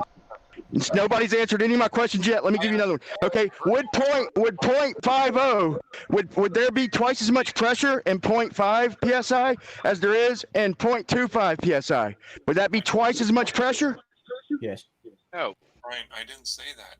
Howard, my point is those two numbers are 0.5 of psi apart, just like You're using whole numbers, bro. That's what Farmer's Boy tried. I quickly cut it off because you're dumbing it down, dude. The question is there twice as much pressure in 0.05 as there is in 0.10? I mean, in 0.5, is there twice as much pressure in 1 as there is in 0.5? You're doubling the pressure from 0.5. So to cut the pressure in half, you're going to go down to 0.25, okay? And so on and so on. You could keep doubling the pressure, and you could keep cutting it in half. And there's no way to reach 0. You've already admitted that. The differential is very small. It's not like saying 50 pounds versus 100 pounds. You're talking about a half a pound versus a pound. The difference is small. That's not the way it works, man. Yes, it is, man. Okay, then we're all safe up there then. We're all safe up there. You heard it here first. Yeah, there's no. I got a lot of background feedback issues. Leal, Glansmonster, and Farmer's Boy, and even Brian, when they're not talking, your feedback, and it's like, this background sound coming through. It's a little annoying. Very annoying. Try that. I guess we gotta wait till everybody because the power's out. So. Yeah, well, you're talking about differentials. When they get down to 10 to the negative 70 torque, they're talking about pressure differentials that are off the chain, dude. That we can't even replicate them here on Earth. We can't replicate them here on Earth. I know y'all don't like hearing this stuff, but it's the truth. We cannot replicate deep version of it. We can't even replicate that on Earth. It's such an extreme differential. We can't replicate it with all the technology we have. Okay. I'm holding 10 to negative 16 in my hand. Yeah, there you go. That's a differential of just under 14. I thought that was a light bulb. Yep. You need to call the asylum for this guy. He thinks he's got 10 to the negative 16 torque. And this one is a high powered, high voltage. Can you say? Electrode. So it would Can you say differential? 10 to the negative 17 inside this envelope, because this runs at extremely high voltages. Brian, can you say differentiation? Thank you. So nobody thinks that that it's a danger, that it's dangerous with when you reach towards like -6, -8. Nobody thinks that's dangerous. Brian. I'm tapping my head with 10 to the negative 17. All right, they're trying to get rid of me, man. Hey, they're trying to get rid of me, man. They'll even fund it. Okay, Brian, wait. I'm trying to hear Leal. Leal is very quiet, trying to talk for the past few minutes. Not to yell is the reason I'm quiet. I'm trying to be calm. But Brian, I wish Brian would learn that. I'd like to state a fact. It is the same exact difference between 0.5 and 1 as it is between 14.7 and 14.2. That would be 0.5 difference. It's exact. Oh, then he gets to the point. Thank God. So Leal, ladies and gentlemen, is adding. Okay, that's how Leal is figuring out his differentials. He is adding. Okay, when everybody else on this panel knows that we multiply and divide for differentials. Case closed. No, you don't. Hold on, Farmer's Boy. Leal, it's Leal's point. Hold on, Farmer's Boy. This is Leal's point. What is 0.5 plus 0.5, Brian? Double. Okay, that's the only one you can use. Okay, what would be quadruple that, Leal? What would be quadruple 0.5, Leal? Quadruple would be 2. I like that. Right. So, okay. Now, would 2 be twice as strong as 1? Would it be twice as much pressure as 1? It would be 4 times as much pressure as 0.5. Right, exactly. So now go the other way. So 0.5 is 4 times less pressure. Okay, you can't add it. You can't add it positively and then subtract it negatively. It's got to work both ways, bud. You don't use addition. Brian, I can though. 0.5 divided by 4 is, I believe, 0.0125. And I could be so wrong. There's no. Yeah. You're definitely wrong. So there's no difference. What people on this panel are saying, so I'm not attributing this to you, Jose, but or that 10 to the negative 16 torque is nothing. It's a barely measurable amount, the 10 to the negative 18 or 10 to the negative 14 in the other direction. It's barely even measurable. Brian, Leo, 1 second. I have to give you one, bro. You're a genius, because this is a lot easier and better way to figure out maths. Like, what is 10 plus 10? It's double, dude. And if somebody asks me, what if 5 divided by 2? Well, half. That's genius, bro. Thank you. Except it's not. Saying double and half. That's what decimals mean. That's what the decimals. That's the way they figure them decimals, man. It's magnitudes. Magnitudes lower. When you go into decimals, that means you're not. There's no negative, basically. So that means the negative would be infinity. There's no zero. Zero they call infinity when it comes to that. Same thing with temperature. That's why the math. I think Farmer's Boy wants. Let me read. I got a quick comment. I got a comment by RT96 in the chat. Thank you for the $5, bro. Boom. Motion is impossible. to get anywhere, you must first go 10% of the way, and 10% of that, and 10% of that, and 10% of that under a spell, bro. Shout out to RT96. Thank you, brother. Percent of infinity is infinity. You'll never reach the 10%. That's an interesting way of looking at it, but it gets tricky, man. Times 10. Did you ask what 4 times 10 was? No, 10 to the negative 4 times 10 is 10 to the negative 3. Bingo. 10 to the negative 4 divided by 10. Be 10 to the negative 5. You see, so you're not adding and subtracting, right? I'm using positive numbers. You got to use positive numbers. To be honest, I don't believe in I don't believe in not being able to reach zero. I believe in positive negative. I believe whatever's around us. I believe that that higher pressure than that would be positive pressure, and lower pressure than that would be negative pressure. I don't totally agree. I agree with the equilibrium that I believe there is negative pressure to equilibrium. That's my. Do you really? Oh, that's nice. Hey, Brian. You believe what you like. I believe. I'm pretty sure that if I broke the seal on this, I'm pretty sure that if I took this and immersed it in something that had no dissolved gas in it and broke the seal, that the resulting little bubble would be basically only seen by a microscope. That's how good the vacuum is inside this envelope. See, I believe this. The reason they have to keep saying. The reason they have to keep saying 10 to the negative and just raising the torr and never reach zero, I mean, to me, that's a problem, man. You can't see.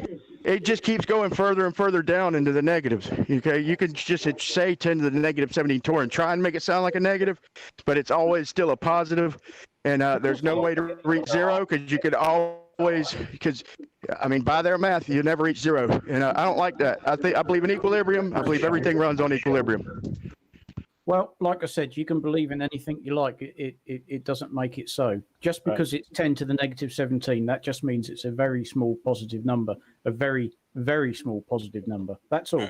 We've never said it's a negative number. It's the. But you did say that it's a minuscule of. You said it's a minuscule of differential between -6 torr and -16 torr. You said it's minuscule differential. Yeah, yes. I agree. It is minuscule. There's a difference, but it's tiny. It's like a minuscule difference between 13 and 12 psi. Yeah, it's just small. It actually just 13.5 psi and 13.9 psi. It's a very minuscule amount of difference. Mm-hmm. I don't know why people have such difficulty getting their heads around it. It's just what we call the vacuum of space is just an extremely low pressure, very, very. Well, low. when you see a steel rail car implode, okay, maybe it is built for pressure, but when you see how violent and rapid it is, it's awesome to even see it. Okay, and then you see you read articles where a guy got sucked out of his arms, he was decapitated, his arms were chopped off just from a differential, just from about a differential of about 20 pounds or something. And when you see the awesomeness of a vacuum in real life, you respect it. Okay, you don't stick your finger or your butt over the hull of an airplane traveling, and that's still in the atmosphere, bro. For fuck's sake. Yeah. Nice club. I want to. Before you go, Leo, I haven't squeaky earth. Thank you. It's here. It's real. It's not a green screen. See. Shout out to the squeaky earth. Earth is squeaky. Headphones warning. Yeah, baby. And shout out to the JG clock. Boom. So why did that guy get decapitated and his arms chopped? How did he get sucked out of a small airplane window? What was the differential there? Oh, What do you mean? The big hole, right? The big ass hole, the window. Yeah. That's the difference. Exactly. Wouldn't there be but wait. No, but wait. I tell you what the difference. What happened there? A big hole in the plane. It could equilibrate faster. The air rushing faster versus drill hole. Very small. I would agree with that. That's it. I would agree with that, but wouldn't we also agree that the differential on the ISS is way more than a slow plane compared to the ISS, and relative pressure is way different than the pressure up at 35,000 feet. They don't have a window-sized hole on the ISS. So I agree with them, but you won't agree with me on that. I agree with you that a smaller hole would make a smaller difference, but you won't agree with me that the differential from the ISS is greater than that of an airplane? It's only 14.7 psi. All right, Lale, yeah. Can you get? Actually, an airplane has a hole in it. Do you hear Lale Glass? Do you hear Lale speaking? Oh, sorry, I didn't hear him. I just want Jose to inform Brian to turn down his mic. Yes, it would be nice. Or back off by 3 Yeah, all right. miles. Yeah, all right. My bad. You're so loud compared to everyone else, as usual. But would we all agree that the differential on the ISS is greater than that of a aircraft flying at 35,000 feet? It's not just the pressure differential. There's a lot of other factors as well. Mainly due to the size of the hole. Well, I'll tell you what, if it sucked a person out of a hole, a quarter the size of the body and started ripping away limbs, that should tell you how much to respect the pressure. Nobody's been disrespecting it. Lyle, you really need to turn yourself up a bit. I want to ask a quick question to Brian. I'm struggling to hear you, Lale. Yeah. You're talking too low. This hole in the ISS is maybe a millimeter wide, or if that. What would it take? What type of pressure would it take to suck a human being out of a millimeter-sized hole? I'd say probably about 10 to the -8th, maybe. 10 to the -10th, maybe. Liquefy your ass. It means the positive pressure, because you don't get sucked out, you get pushed out. There's no such thing as negative pressure, man. Okay? There's no such thing as negative pressure, remember? I said it's anytime we're talking about pressure, farmers, we all know we're talking about positive pressure and differentials. Brian, don't lecture me about pressure on the Ninja. Get in the game, buddy. Get in the game, please. Everything is positive pressure. Go ahead, Leo. The point of my question is that no matter how much pressure was on either side, there's no way a human being could fit through a millimeter-sized hole. That's the point. Have you seen people make little holes in vacuum chambers, or have you seen them fail? But what does that have to do with a human being fitting through a millimeter-sized hole? Aliens movie. I just made a guess, Lil. I made a guess. Okay. Well, you asked me about a human sucking through a millimeter-sized hole, and you asked me how low the pressure would have to be. I just made a guess and guessed about 10 to the -8, somewhere maybe 10 to the -10. The proper answer is there would be no amount of pressure that could do that. The only way to achieve anything like that is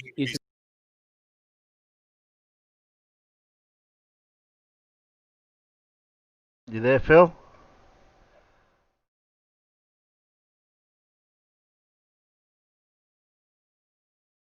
Can you hear me now? Oh, yeah, now you can. Oh, okay. Oh, I was on mute. I was sorry. I was trying to keep up with you in the peanut gallery. Okay. Well, it looked like I thought I'd. My students are doing some calculus at the moment, so I thought I'd just pop in and say hello and just clear up this business with the vacuum. Okay, so basically, if you think, we're just using the old language, 14 pounds per square inch. So it's 14 pounds on every bloody square inch, right? That's how much the atmosphere is. So, say a typical table there's about as much atmospheric force on that table as would need to hold about 10 cars. And just as lucky that the amount of force that's pushing up is equal to that, so it doesn't squash the table. But if you think about, if the bigger the thing you make, like the bigger the room you make, because I mean NASA needs a great big room to do big experiments in, you need more walls because it's every square inch that gets pushed in, and it's all this stuff. So in other words, the bigger it is, the more the more strength you have to give the walls. So making a vacuum yourself, even at home, it could be a dangerous thing to do, if you haven't made your calculations correctly. Now, with the ISS, you're talking about, even though it's quite a big thing, it's not that big.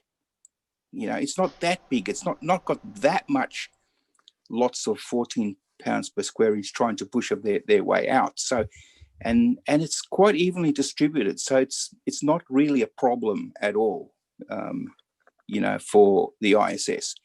The other way around, if you've got nothing in there and you've got stuff coming from everywhere trying to cave in the thing, well, that's a whole different thing. That's a whole different amount of force that's trying to push it in.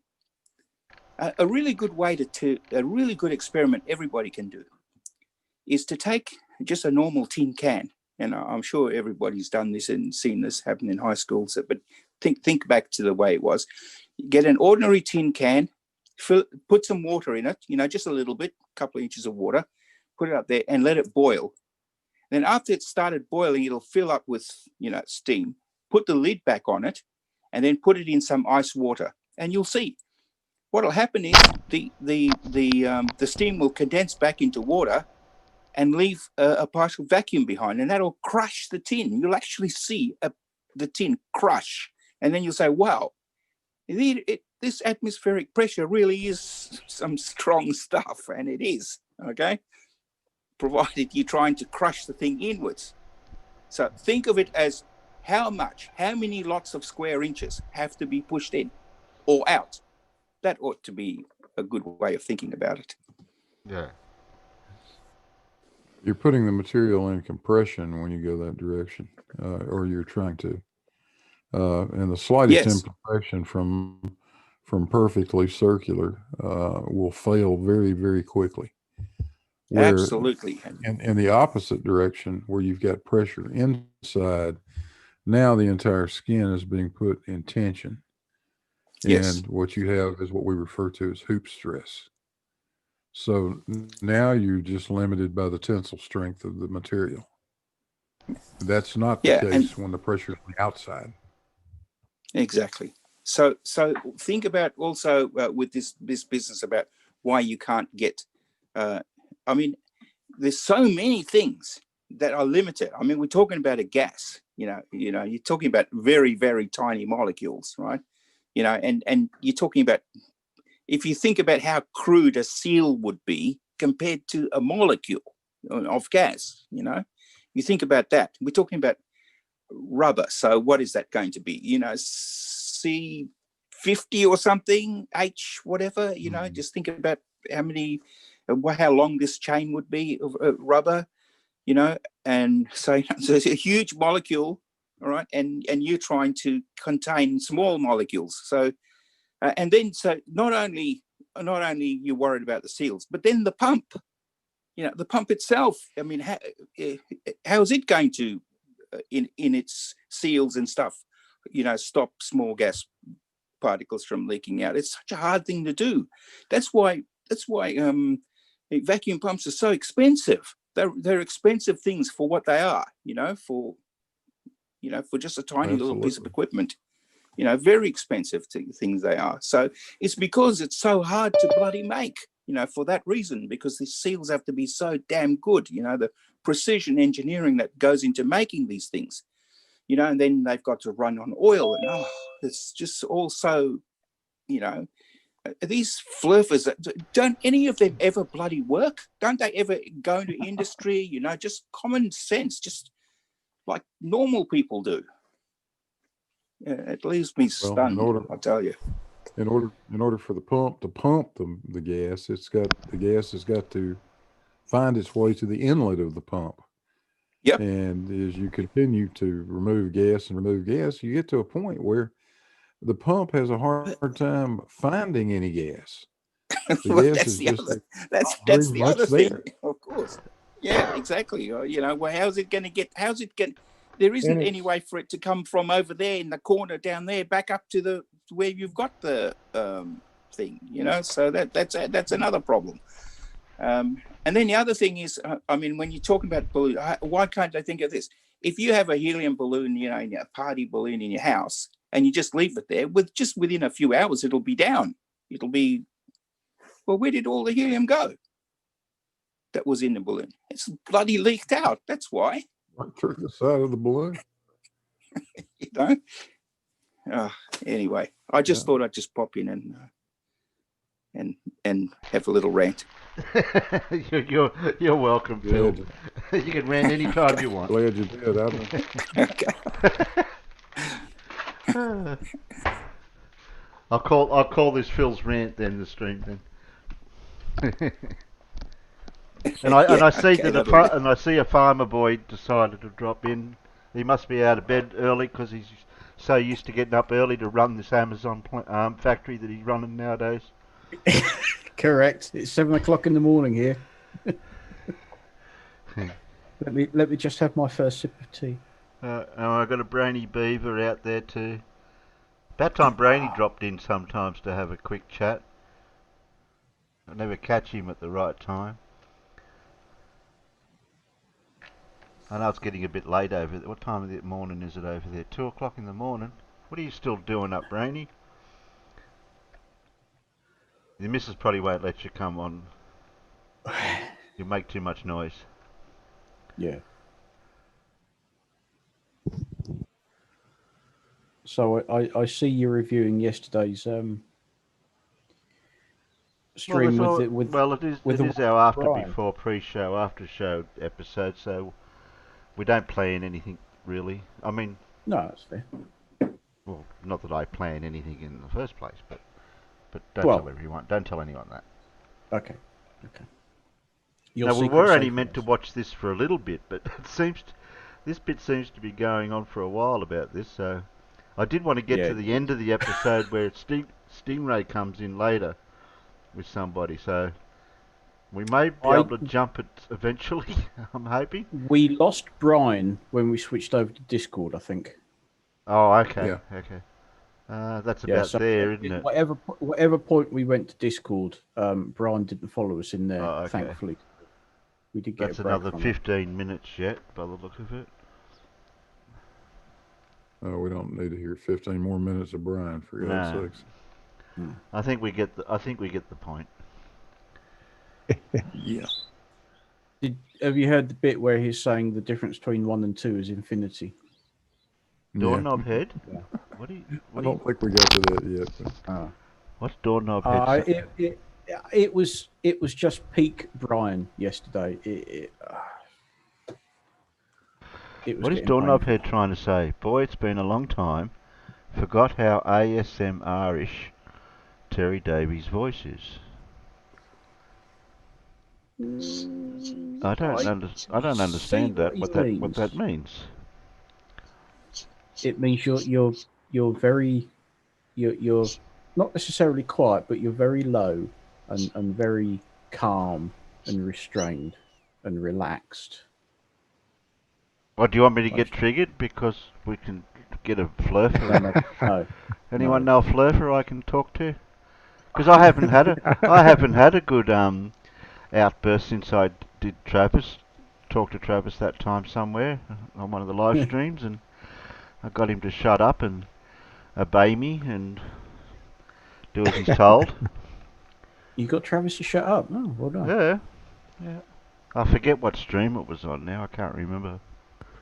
And I got a little bit loud-ish, sort of, but not too loud. Just assertive and authoritative. Okay, we'll do a jump. So past Discord.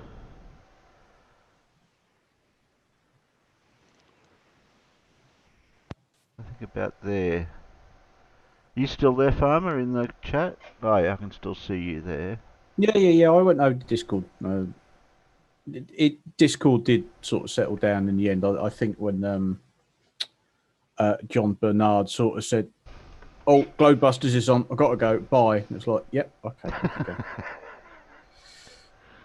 Okay, we'll start at about 2:15 because there's some presenting going on after that. So did you go all Alan on him, Bog? Bog said, no, Boggs, I didn't swear. And I didn't raise my voice to the yelling type tone. I just raised it a couple of octaves louder and used an assertive tone, and away I went. I need more practice at that, but I've probably got an adrenaline rush too.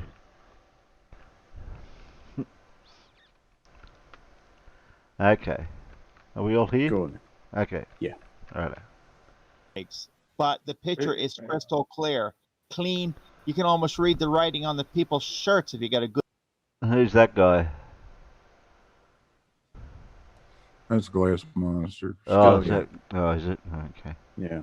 How come his reputation precedes him for some reason? I hear about him. He seems to have calmed down a bit. Yeah. I see him around. He gets Maybe. around. Oh, yeah. I see he gets around in all places, all chats and hangouts all over the place. Yeah. Good Zoom. Well, sometimes But he's you okay. really have to listen. Sometimes he's okay. Yeah, Okay. Sometimes Okay. he's okay. All too often, though, he's a numpty fuck knuckle. Blue, he could be listening, you know. Oh, I don't think Blue I don't care. cares. I don't really care. I haven't heard fuck knuckle in ages. Well, as a matter of fact, he was on Planar Walk's show earlier on today, and I was in there. Planar Walk was in there on his own, doing a hangout on his own, you know, watching a video or something. And I thought, you're in there on your own, so I said, can I join you in voice on Discord? Because I thought he was on his own a bit. So he said, yeah, sure, jump in. So I jumped in and we started watching a couple of videos and talking about them, and then Glass Monster dropped in, and I couldn't hear him, and I don't think Planar Walk could either, because when he said something, I could hear it in the background, and we weren't responding acknowledging what he was saying properly. We're just going, yeah, just nodding our head, going, yeah. Well, I was okay with the guy until he decided to one-up my 50-pound lead ball with a 56,000-pound lead ball. I mean, really, come on, Dad. Oh, is that the guy with the half-a-ton lead ball floating around? Or 1 ton? How much is 56,000 pounds? How many tons is that? Like 28. Oh, he's not the guy that transports a telescope round in the back of a semi-trailer or something. That's the guy. Yeah. That's the one. Wow. That's the one. Where's he parked the semi-trailer? Yeah, I don't mind. In his front yard? Yeah, I don't mind getting beaten, but, you don't have to do that to me. Yeah, I know. I thought your balls were big, but he's...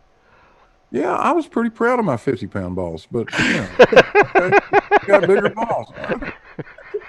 Tell me you got 100-pound balls. I'll be impressed. I'll be really damn impressed. 56,000 pounds? What the fuck? Oh, sorry. Cuss jar.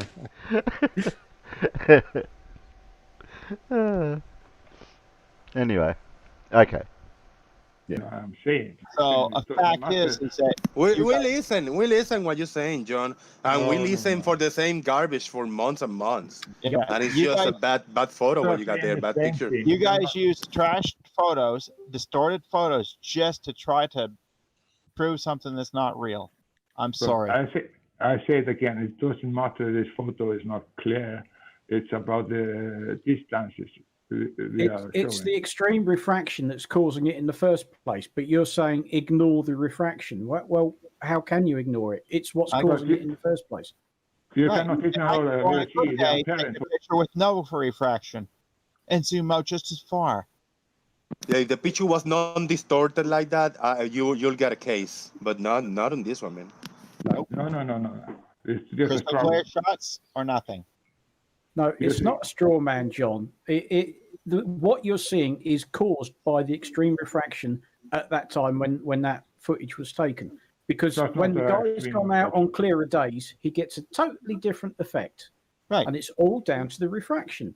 And Right. you're saying ignore the refraction. Well, why are we supposed to ignore the one thing that's causing what we're seeing?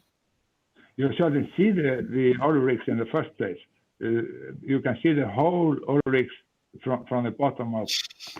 A, no, you can't. And the B, same they're place. heavily distorted because there's extreme doesn't matter. refraction. The gigantic refraction There is is your no problem. refraction. Can I just share Oh. something quickly, Jose? I've just got to show this Yeah, to yeah. John again because I have shown it to you once Absolutely already, perfect. John, and you did say this was interesting. So Oh, And he did yes. Say can there's can no you see refraction. my screen, John? He's not watching. Is it not? No. Mr. Bernard's. I'm watching. I'm watching. You can see my screen, can you, John? Yes. We have Okay, it on cool. YouTube too.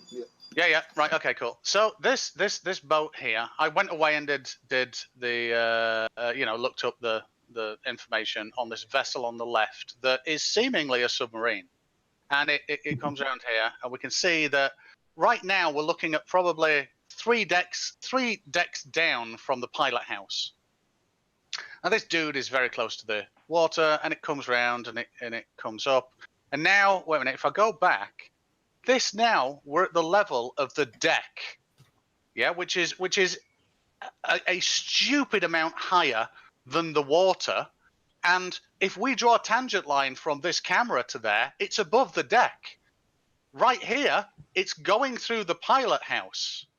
But let's follow this. And you're saying mirroring on waves. That's fine. So it comes up here. And it comes up here. Now we can see all of it and the actual size of it. And it's brilliant because it's got this round window on the side as well. So that's a feature that we can determine is not there when we first see it. Neither is the red hole. Now, the interesting thing here is, well, what does it take to actually reproduce this? Well, I can reproduce it. And this is it. This is the little animation that I've got of the ship and what happens to it as it starts making a turn, and I'm following it now on my little camera, and we can see that it comes up, comes round, and comes that way, and we can see the hull and everything. Exactly like reality. And all I had to do was bend the ocean 1 degree over 69 miles and make sure that this ship that is seemingly underwater here, but if we actually go to it, it's actually on the water, even though it looks like it's underwater. And just to show you that it's the same ship, there we go. But it's actually on the water, and we can see it matches reality. Now, all I have to do is accept that we live on a planet, that there is 1 degree of curvature over 69 miles, and all of these observations, when there's not a lot of distortion, match reality perfectly. I can tell you right now, if you call the black swan a globe Earth killer, this right here and the 10,000 examples besides it is a flat Earth killer. Yeah, go for it. It's a compressor. So compressor, it's like just like a flatten interesting. out the whole Yeah, ship. brilliant, interesting. Now here's an awesome thing about compression. Compression means it's still there, just smaller. Do you know that? Yeah, but it's so that's what small compression in the line, you cannot see it. Right, are you ready? This is the killer. I don't care about the compression. I'm on about the pilot house. I can see, listen. I can see the pilot house here, and I can see this chimney stack. They are anything but compressed. And what happens when it comes up is everything raises above. Now, that's not coming out of compression. Compression would not make something go down. This is compression. There is a compression. You see it. It's very, very long. All right. How? Yeah, no, that's the length of the ship, John. That's the length of the ship. It never changes its length. I'm really sorry. Never changes its length. And compression would not make something stretch out longer. Really sorry. That is the same length that I've got it here, like that. And the camera is so low, it's into the sea waves too. So it's the sea waves is in the way. Right. So are you ready? Wait a minute. Look at this. Now, here we see no red deck. It's not like there's a thin line of red that it's compressed It's to. very, very No difficult to see. red deck It's so at much all. compression. Wait a minute, no red deck at all, and then it comes up, and oh wow. Yeah, there is compression so much. It's amazing that. Yeah, of course it's come closer. The compression is. No, it's not the fact that it's coming up closer. It's the fact that here, if we had a railgun that could see how much compression it is. Listen, no. Right, what you're calling compression right now, John, is called earth curvature. And I can simulate it because I'm not compressing it and I'm getting exactly the same thing. I'm not compressing it and I'm getting exactly the same effect. Not slight, not near, exactly the same effect. And I'm not compressing it. To compress it, I would have to create some magic here. And guess what? The magic would be visible here. These lines wouldn't be defined. They'd be so minuscule and they'd be all crunched up. And the daft thing is, that's not even relevant. The relevant thing is, this deck here, compression or not, is below my eye line. How the hell did it sink below my eye line? I'm done. It is compression. It is the camera is very low. Well, I'll tell you what, John. One of us has been in 3D graphics and 2D graphics and knows rasterization and all that kind of stuff for most of our lives. That's all we've ever done since we were 13. And it ain't you. And I'm saying bullshit to what you just said. I'm the professional here that's done this all my life, and I'm saying you know not what you talk about. Show me an image of compression. Show me an image of compression where it can do this effect. Show me it. Okay, Go. let's allow John Bernard. Take your time. You saw the presentation Stingray put up for us. Thank you, Stingray. Awesome presentation. I always enjoy it. And this time you actually presented in a very nice way, very precise. John Bernard, take your time, address his points. Stingray, try not to interrupt him or anybody else. Take a minute and tell us about it.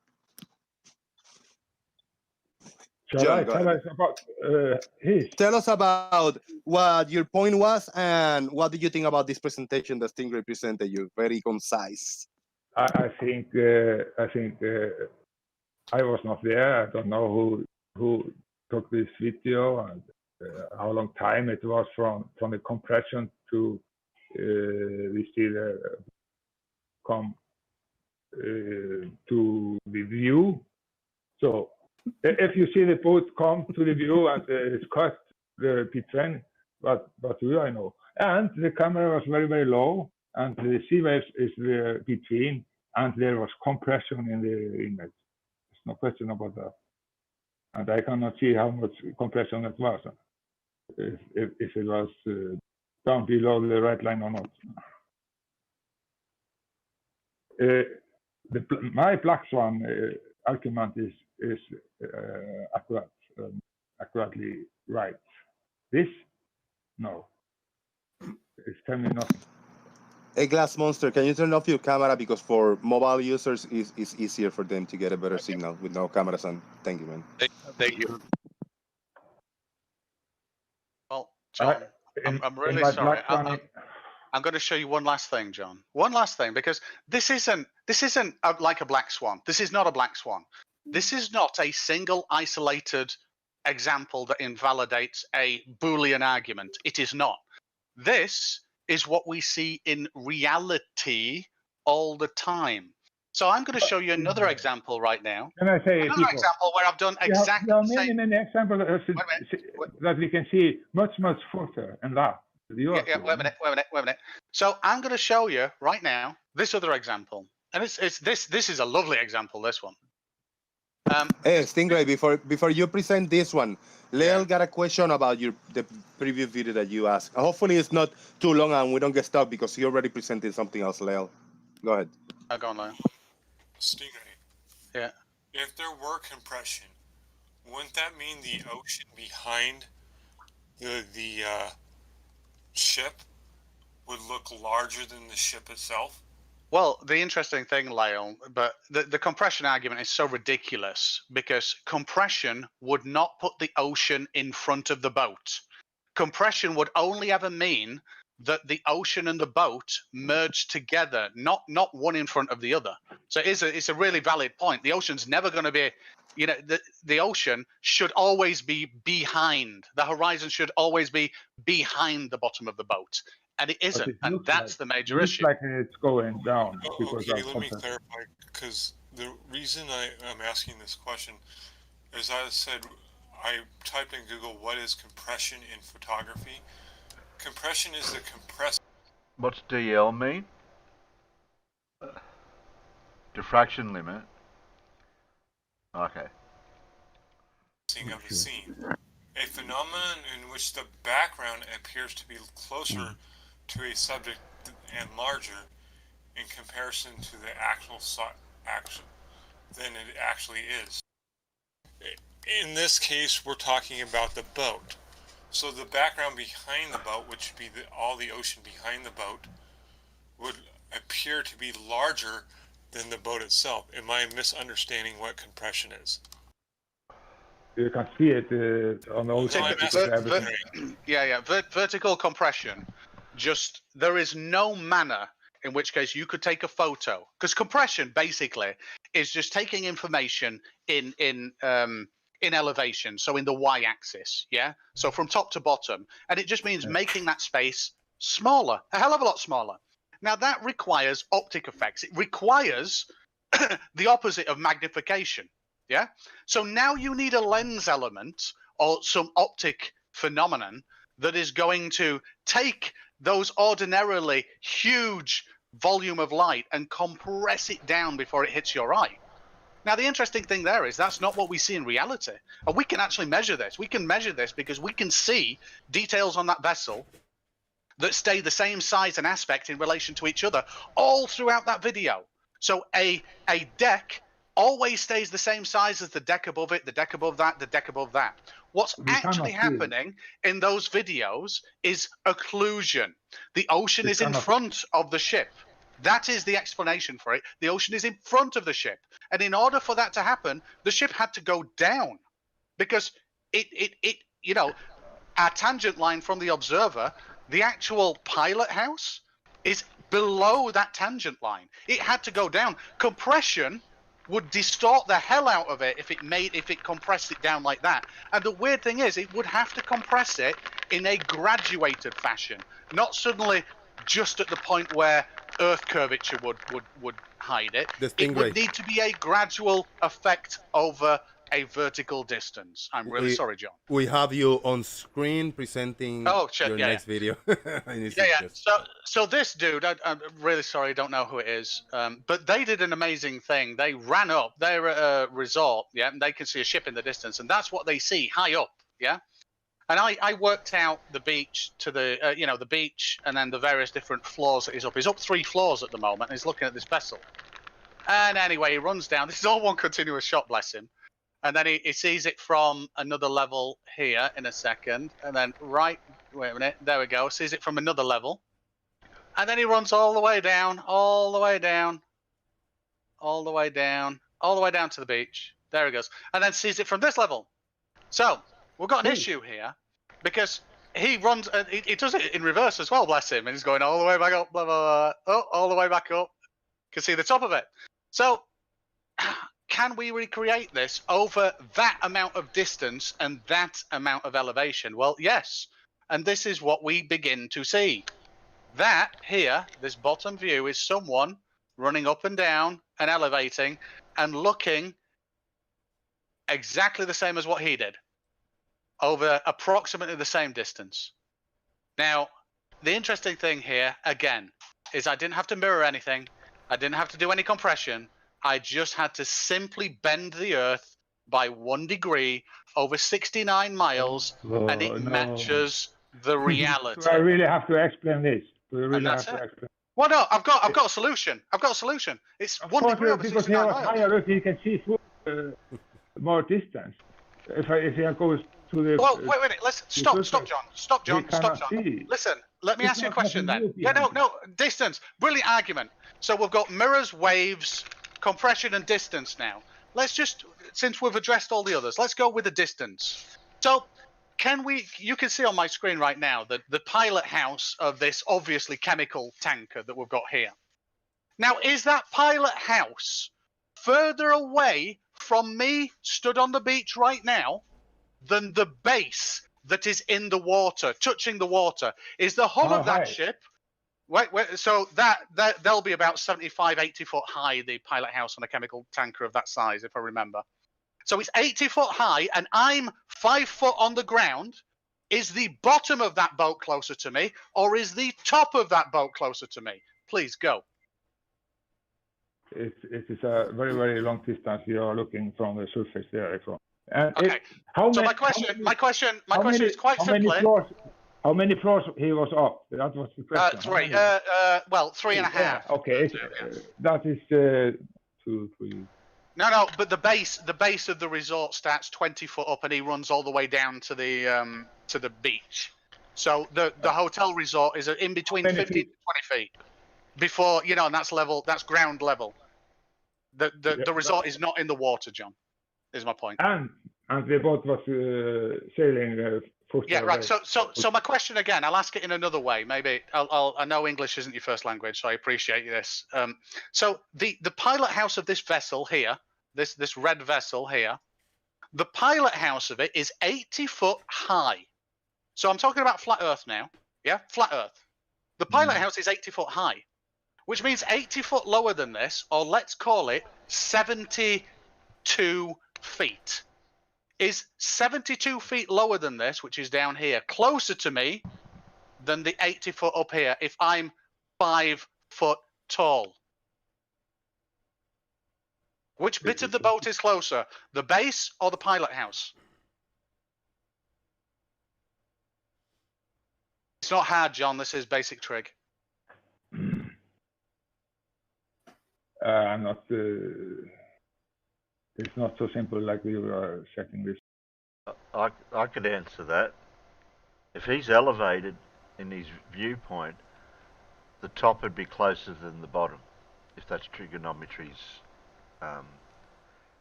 way of looking at it.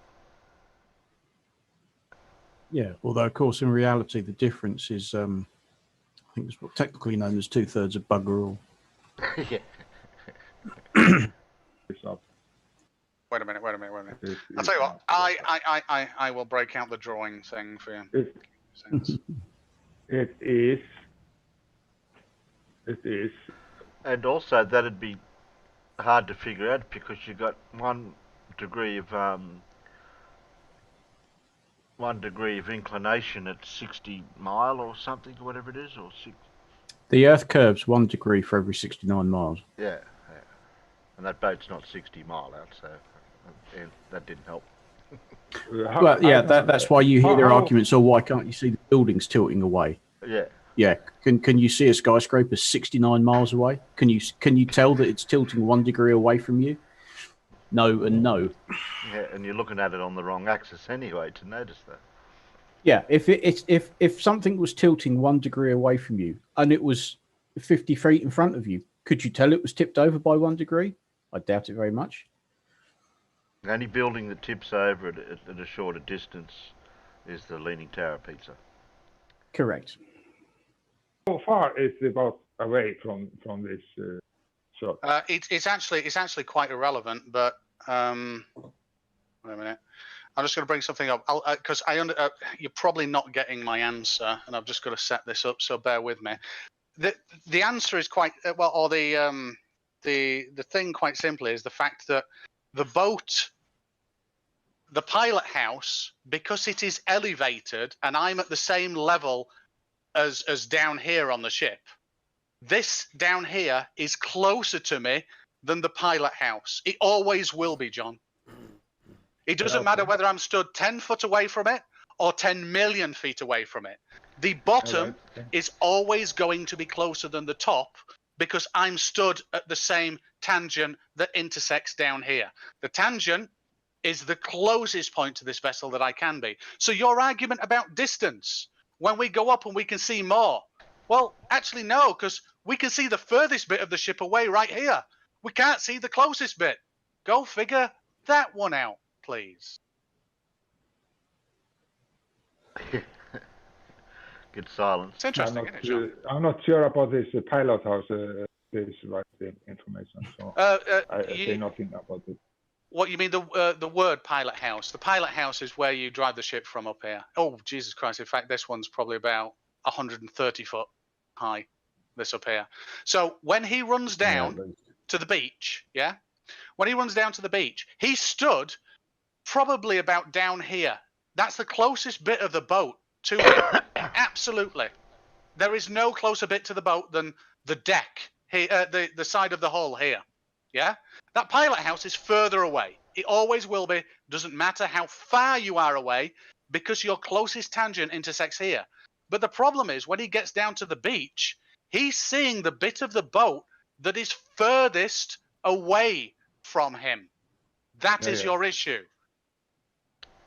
Maybe. Your distance argument, your wave argument, your mirror argument when there's nothing mirrored. These are all excuses, John. And it really doesn't pain me anymore, but it fascinates me why people want to cling on to this flat Earth that brings humanity nothing. Klingon. Is that Star Trek reference? That woke me up. That woke me up. Klingons on the starboard bow. Thank you. Anyway. Remember that song that used to be around 20 years ago, or no, 30 years or so ago? It was by somebody called The Firm, and I did actually have the single of it many moons ago when it came out, just for a laugh. The Klingons on the starboard bow. Scrape them off, bow. Jim. Yeah. We come in peace, shoot to kill. Yeah. Life as we know it, something too, I think, wasn't it? Somebody said oh God, I can't remember. I'm trying to remember bits and chunks pieces myself of it. Something. Shit, I'm going to have to play that now to actually get the words for it. Unless somebody googled the verse words for it. Hang on. So anyway, John, that was my. Good looking out, Stingray. Thank you very much for sharing, bro. Okay, we have so many other examples. I think that's about it for Stingray. Flat Earth. I think he plays just Mr. Sensible's video with the Well, let's see. That's good, John. I actually want to see Flat Earth stuff. Which I've already done. I've already done that video on here ages ago. So we don't need any of that. And then a bit of Black Swan crap, so I think we'll That's right, because Mr. Sensible was in. Right. Now we've done Mr. Sensibles. Okay. But yeah, I mean, that's all. John keeps coming in and banging on about the Black Swan at the moment. He's just like so far behind the curve, so to speak. You know, I've only heard that compression thing a couple of times, so he's latched onto that one. That, I believe, is coming from Gary Y. Benger. Yeah, yeah. Because his mantra at the moment is that it's not going over the curve; it's all to do with compression, and that when you zoom in on things, you're compressing it more. It's utterly balmy. I can't see the mechanism in compression for zooming in optically. That doesn't make sense.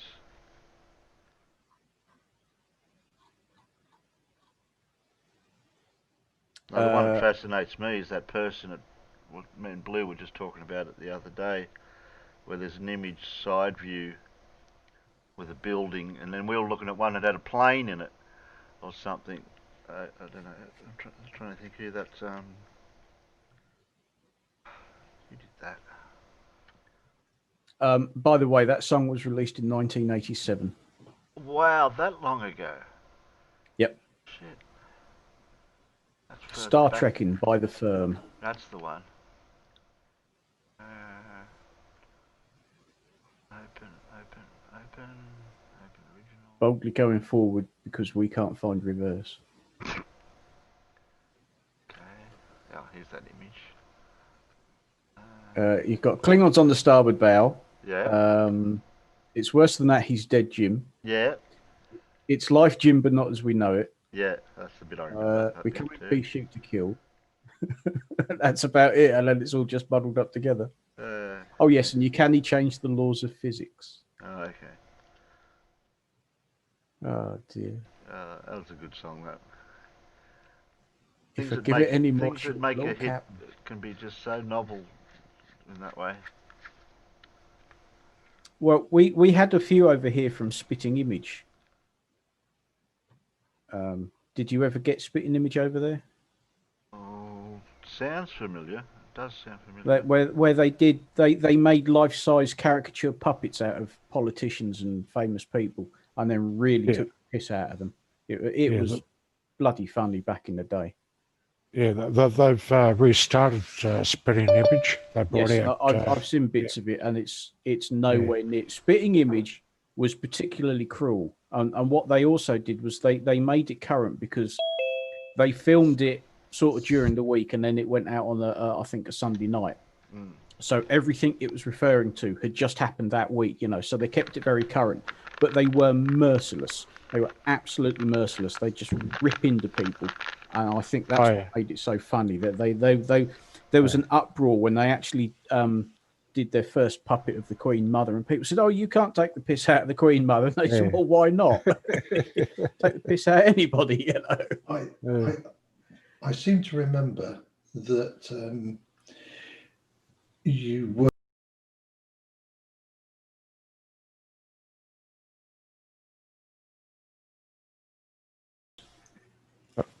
Is that me, Terry? Yeah. Oh, sorry, mate. Yep. You're doing a Brian. You're coming in very loud. At one time, John, we could hardly hear him. You can't win, That's can true. you, John? Extreme, yeah. But yes, yeah. Oh, good morning, Alan. By the way. Oh, Alan. Good morning, Alan. farmers. Good evening, Australians. But yeah, you're right. It was the claim that it got to the point where, if you hadn't got a Spitting Image puppet, you weren't famous. How's that, Terry? Better? Whoa, that's even worse. Oh, crikeys. Turn the knob the other way. Yeah, your other left. Your other left. Oh. Your other left. I'm down to 49%. How's that? I don't know why it's like it's over driving. What would John, causing? I'm going to say try 33 1/3. Oh yeah. Do you want it to sound like 33 1/3, or do you want his volume to be at 33 1/3? It's the old album speed, isn't it? So it just seemed like a really good speed. Yeah. Well, see, that was 45. Yeah, just like my millisecond duration for my transition. Oh, what? Like mine got changed to as well. 333. No, mine's double. Sorry, 600. Mine's double though. Oh yeah, 666. Yeah, this is that image I was talking about to you, that was over on my Discord. Who posted that? Oh yeah. Paul posted it, so he must have grabbed it from somewhere. But it's from the same person that had the person on top of the building looking down, and they're also looking down along train tracks at ground level, at eye level. Yeah. I can't think of the name of the person. Blue, who's that person? You know. I don't see his name this morning. Brandon Toy. Oh, okay. Brandon Toy. That complete and utter womble. Okay. What else did I have planned? I think he's the reason why we're getting all the flurfers coming back in Jose Street. Well, you've only got Brian Leak. Yeah, but that other guy. We tend to get more of them when Jose flips it over into Discord because more people tend to join then. I don't know why. Yeah, I don't know why. I don't really see the difference between, Clicking one button. Well, I think part of it is that if you're in Discord, you can turn up any time and just click in. You haven't got to wait for Jose to post a link. Yeah, that's one of the reasons why Jose does it, and it also means it frees him up, and he can, he can leave everybody to it, and he can bugger off and do something else for 10 or 15 minutes or whatever. Now, I was waiting for Scott to... Sorry. Right. How's that, Terry? That better, mate? Is that, what level's that on? Or number or whatever? 80%. Oh, no, go down to about 70. How's that, mate? That's better. That's better. Okay. Thank you. That's Sorry not about that. that's not quite so. You're not at Brian Leakey levels. Yeah, you're not blowing me ears out. You're not blowing me ears out now. Because Scott, you listening, talk with Scott? everybody else level set up, then he comes in and just deafens you. Are you listening, Scott, out in the peanuts? Because he's deafened in Discord.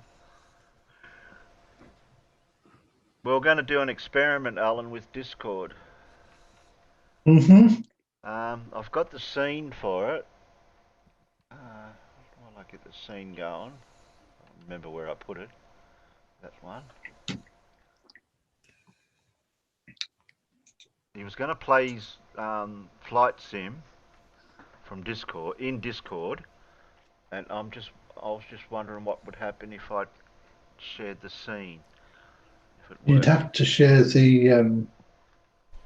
Well, the way OBS works now, I may be able to pick it easily.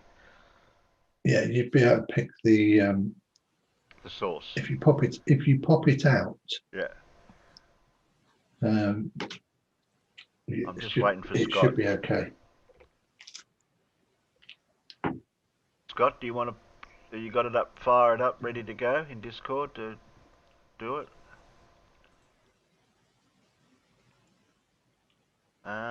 That's about all I had tonight. That was a bit of that video and a bit of the SpaceX launch Starlink thing. Not more Starlinks. Yeah, we watched them earlier. That was Starlink launch number 14. So there's getting over something like 800 odd of them up there. Most of which are still working. Oh, wonderful. Yeah.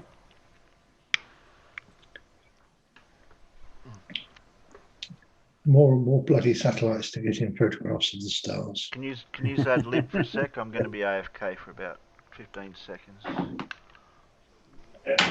I think we can ad lib. A whole 15 seconds? No, we'll never cope. Oh, we'll ask Professor Phil a physics question. Oh, what is the SB velocity of an unladen swallow? Don't. Don't, because I saw that, Googled it once, and there is a paper from a group, I think South African University. Yeah. That have actually calculated the average of the average flight speed velocity of an unladen swallow. Cool. African, not European. Oh, you see, that's the problem because the African swallow is non-migratory.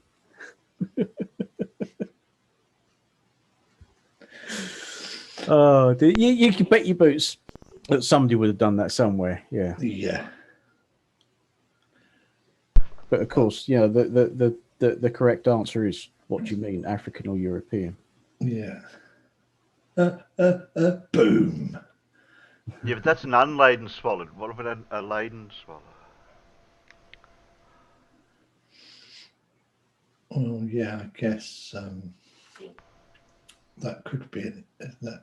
Because it could be pregnant. No, they're dinosaurs. They lay eggs. Ah. Yes. And they're close relations. The house martins. What I've discovered this year is that if they've successfully hatched and raised their young, when they leave the nest, they actually seal it up. Yeah. Because up until now, every time my house martins have built a nest and raised their young, at some point, the nest tends to explode and disintegrate, and they come back the next year and rebuild it. This year, it remained intact, and they have actually sealed it up.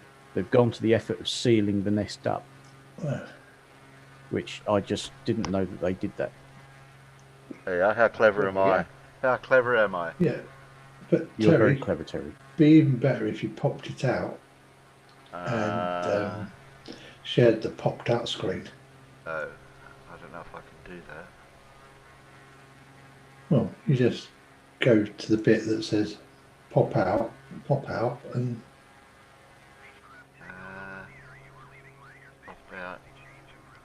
No, that yeah. that put it put it over on a different part of my screen. Yes. Now go to OBS and select the popped out screen. Oh look, here on YouTube. Yeah. Now on Yeah, YouTube, but it was all right. It was all right. But Alan, it was okay on YouTube. Ah, damn. It was perfect on YouTube.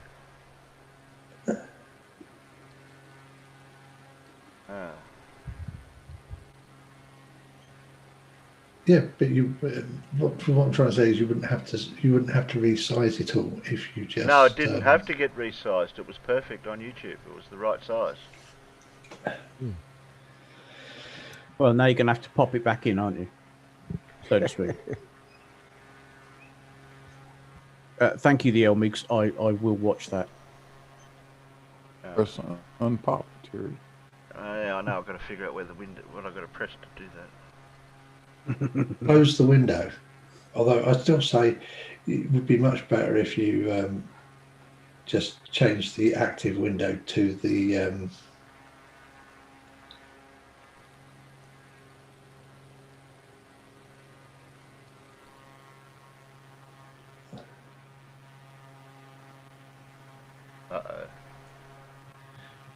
just close the window that you just popped it out to. I'm looking to see how I can figure out how to close it. Well, there's a big red cross in the top right-hand corner. Yeah, but I had something covering it. Right. There. Why have I got something not right here?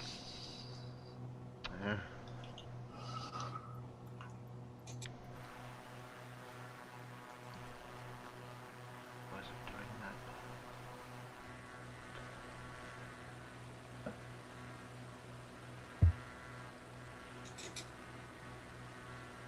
Yeah, that should be that. Oh, okay, it's doing that. Right. Yeah, I can view it through Discord window. So Now you're echoing like mad. Am I? Is he? Ah, it sounds good here. Yeah. Yeah. Well, it's definitely echoing to me, and I'm not in Discord. Yeah, you're in Discord, but you're deaf. Well, you're only deafened. I mean, you're only you're not deafened. You're now only, I'm getting the echo. Yeah. Yes, I forgot because I pulled up Scott's because I pulled up the window. It's showing. Yeah, it's only just missing that little black bit at the bottom, but that's not too bad. It's getting the top bit. I don't know what it's missing at the top edge. Don't think we have to worry about that along the top line. I don't think there's anything there to worry about. Yeah, that's close enough. That's not too bad. At least it's able to. I can resize it, but I don't have to worry about that for now.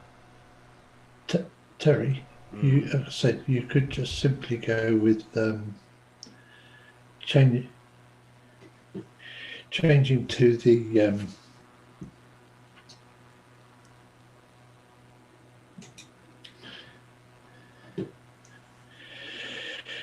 changing to the Discord window and sharing the Discord window with it popped out, because it goes nicely full screen then. And oh no, I can't try to screen share. When are they going to bounce the bombers? When are we going to see a dogfight? You're talking about the shared screen in Zoom for when I'm sharing it. You'd like that to be full screen. Well, no, I'm just saying if you were to have a source that was the popped out window, and you can definitely share that through OBS, because I am, And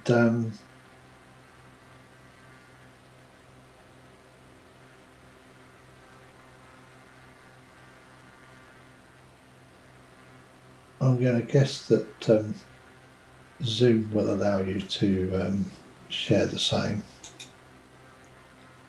Yep, Zoom will allow you to share the same window.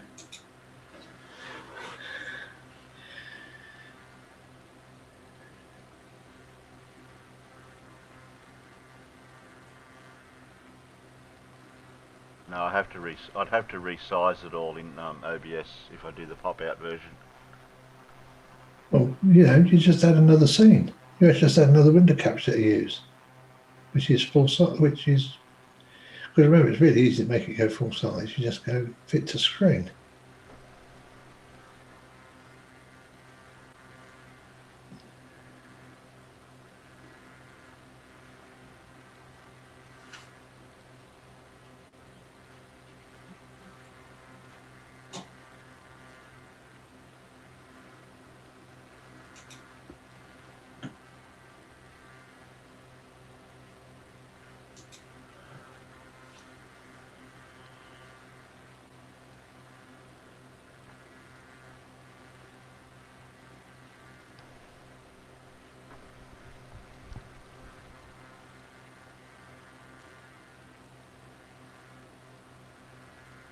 You go to the preview window and you right-click it and you go into its properties or something, don't you?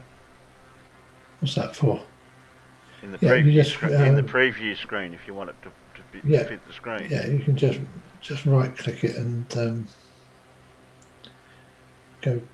Well, you can just right-click it and it's transform and fit to screen.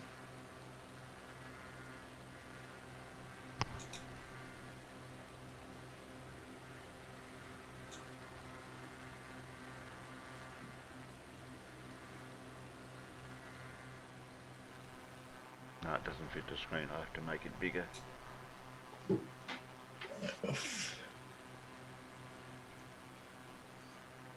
No, it won't go full screen. Oh, there it goes.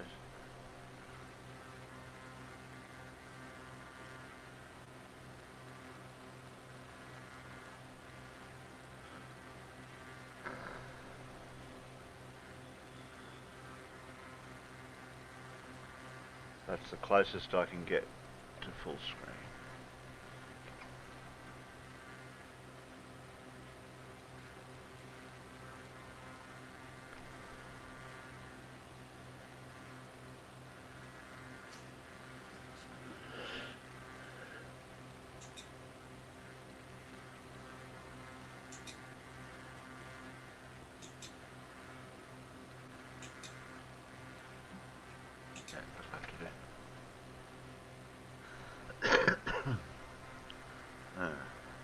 It's not working. Not working on my end.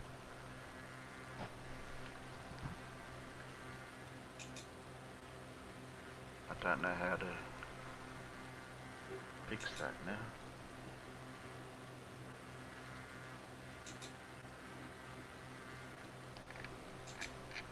Okay. No. No, it's not. Shit.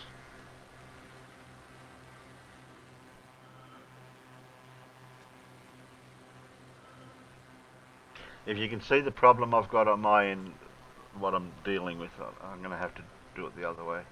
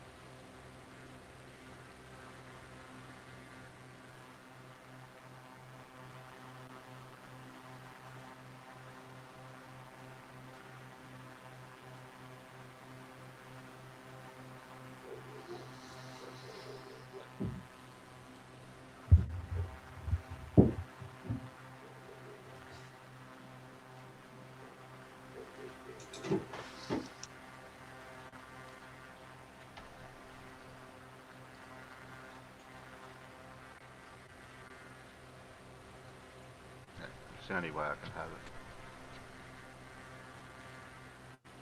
For now. I'd have to have 2 sources. Scenes, sorry. Or 2 sources, one of the 2.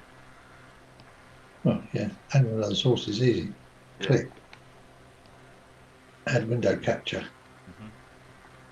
Select correct Discord window. Fit to screen. Go.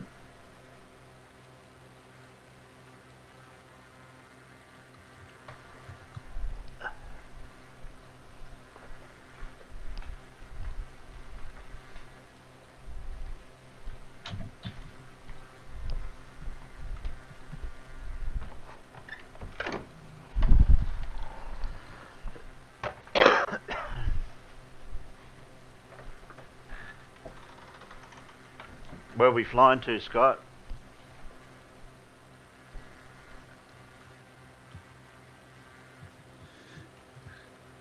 Have to wait for the delay.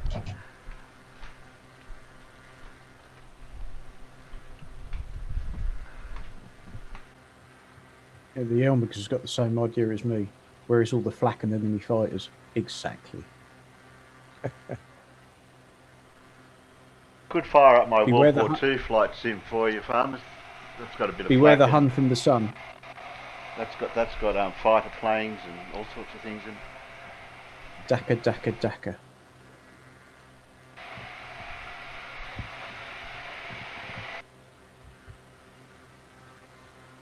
I don't even think my off-flight sim will actually play on Windows 10. Is that the south coast of New South Wales or?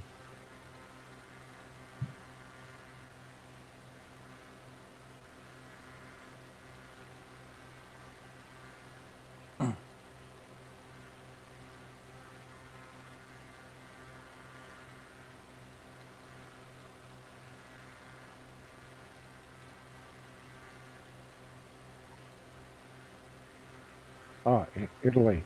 Yeah. Oh, sorry, Italian flag then. Apparently very bad round Milan.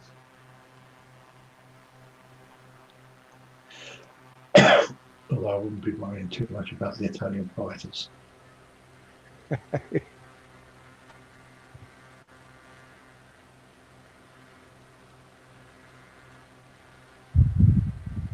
Towards the end of the Battle of Britain, they had an Italian fighter crash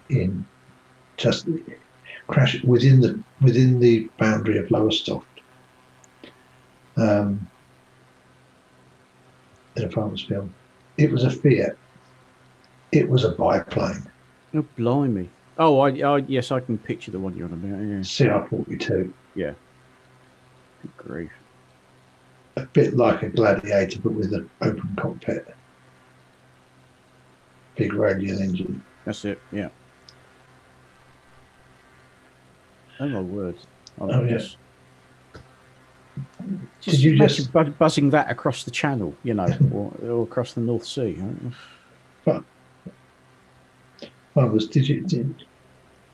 Did you see the post I stuck out in the outside chat? I'm guessing not.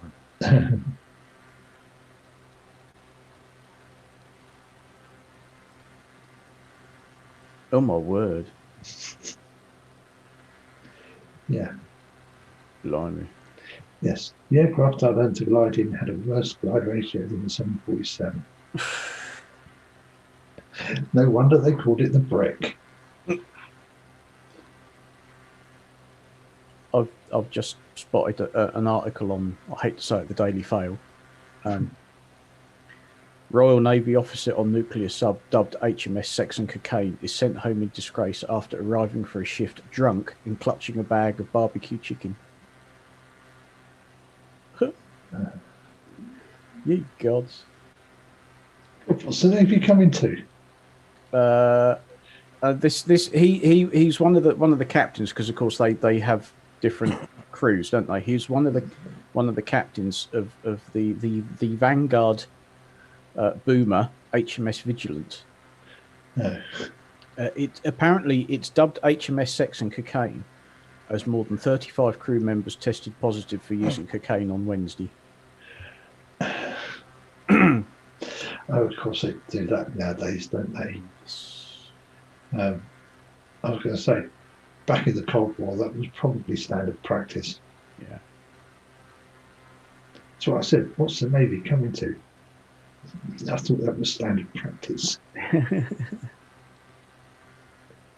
But yeah, turning up to take over command of a nuclear submarine that has on board 16 nuclear ballistic missiles and being over the limit.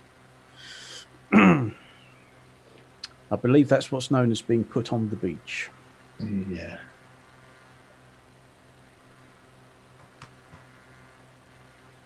I mean,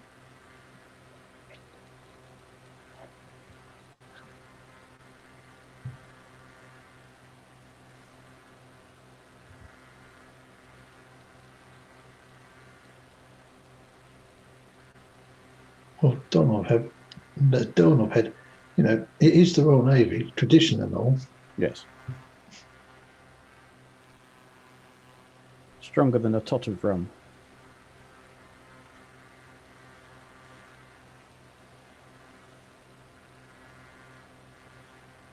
Yes, Italy did send some. They sent some bombers that were completely ineffective and were really, really easy to shoot down. That's assuming they actually made it across the North Sea, because they seem to concentrate all their attacks around Lowestoft. And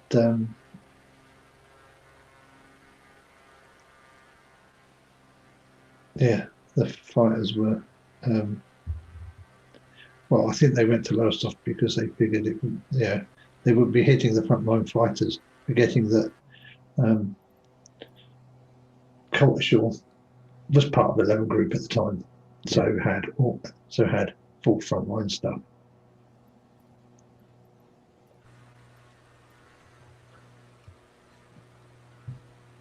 I mean, the Italians for a while did wholeheartedly join in because there was also Italian submarines operating in the Atlantic alongside the U-boats. Mm-hmm. You know, they didn't just restrict their actions to the Mediterranean. Oh, and of course, they bombed the Achievers out. Malta made it the most bombed place on Earth. Yep. Yeah, the Italians had the best equipment, but it was poorly managed. That was their downfall. Not so sure about that. They're pretty good battleships, but no good admirals or guidance on how to use it. The tanks were crap. Yeah. Oh yeah. Yeah, the tanks were a load of rubbish. And they had some great battleships, but poorly managed.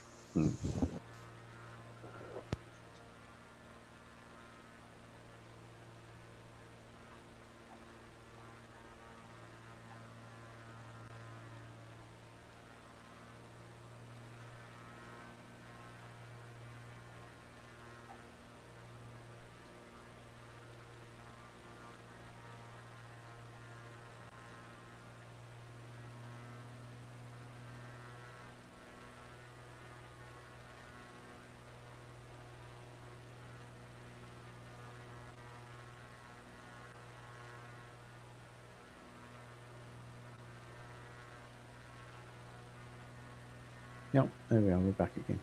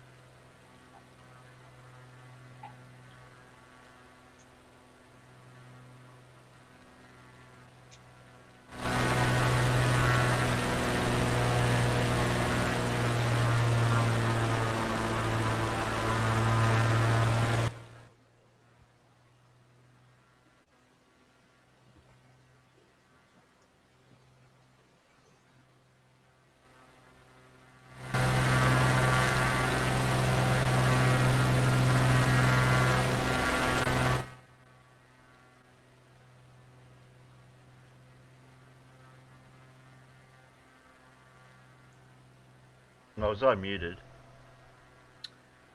Evidently so. Yeah. From I was trying to ask. I was trying to ask, can you hear it? And I'm going, how can you hear it if you're muted? Yeah, we couldn't hear you. We could hear it, Terry, but honestly, turning it right up like that was not. Yeah, I know. I wasn't worried about the quality. To a set of ears and headphones. I wasn't worried about the quality. I was just worried about the if it was actually coming through. Oh yeah, that's a good question from Broomfondle. Can you fly a Lancaster in the program? No, because there's no military aircraft. No, as far as I can tell. Yeah, I've got military one. That I think that's got that one in it.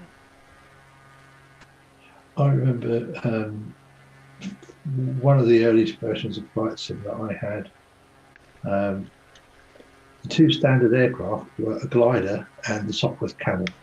Oh, blimey. Yeah, no, something nice and easy to fly then. Huh, a bloody camel. I've got all the World War II planes, well, American and not. It could be the American, the British, and the Luftwaffe. And you've got the British, the ones with the bombers, and Luftwaffe bombers type one, whatever they had. What I can remember. That was a good game. That one.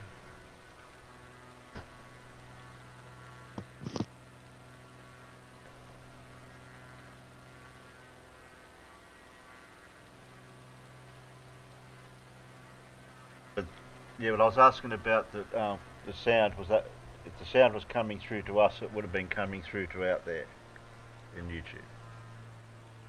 That's what I was wanting to know. All right. It sounded like someone mowing the lawns. Yeah. Yeah. Oh, okay. So wasn't the best sound to have. Yeah, it was like a hissing as well the whole time. I was like, "What's that noise?" Okay, you know. so sound quality doesn't like going through there, through Zoom back up to YouTube. No, I think it's just that it's all very well listening to the buzz of aircraft engines while you're playing Flight Sim game. It might be less enthralling when you're just listening, just watching it. I'll put it down as low as I can. I know whenever I've been watching Scott play, I've always had it on mute. Yeah. Well, it was fine when you can see the plane reference the actual, reference where it's coming from. But when it's just the panel's faces up, and then it's like, what does that sound? Yeah. Donald Head, you're being very naughty. Yes.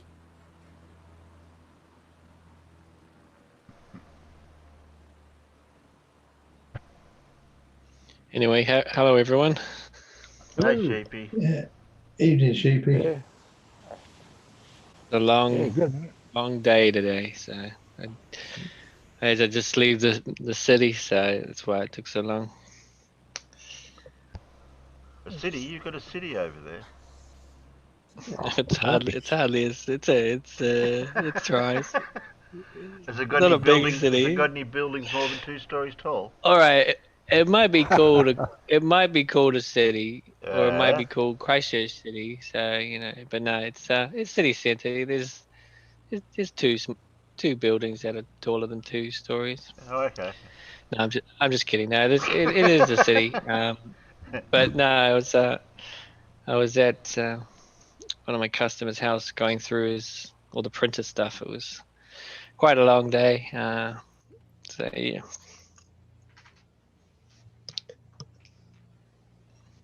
And the quality looks like it's coming through okay out there as well. Yeah. Well, it looks good. Yeah, Sheepy. If you want to feel good, if you want to feel good about Christchurch being a big city, just have a look at the size of the city of St David's in Wales. It's barely bigger than a British village. Suppose you don't want to have buildings, tall buildings in the earthquake area, would you, Sheeple? No, I mean a lot of the buildings now either have new compliance or they don't build them that tall anymore.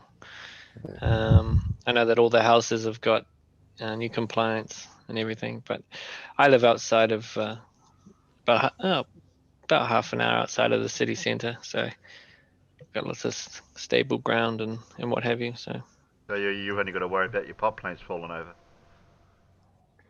Yep, I've got no deck. Oh, you got no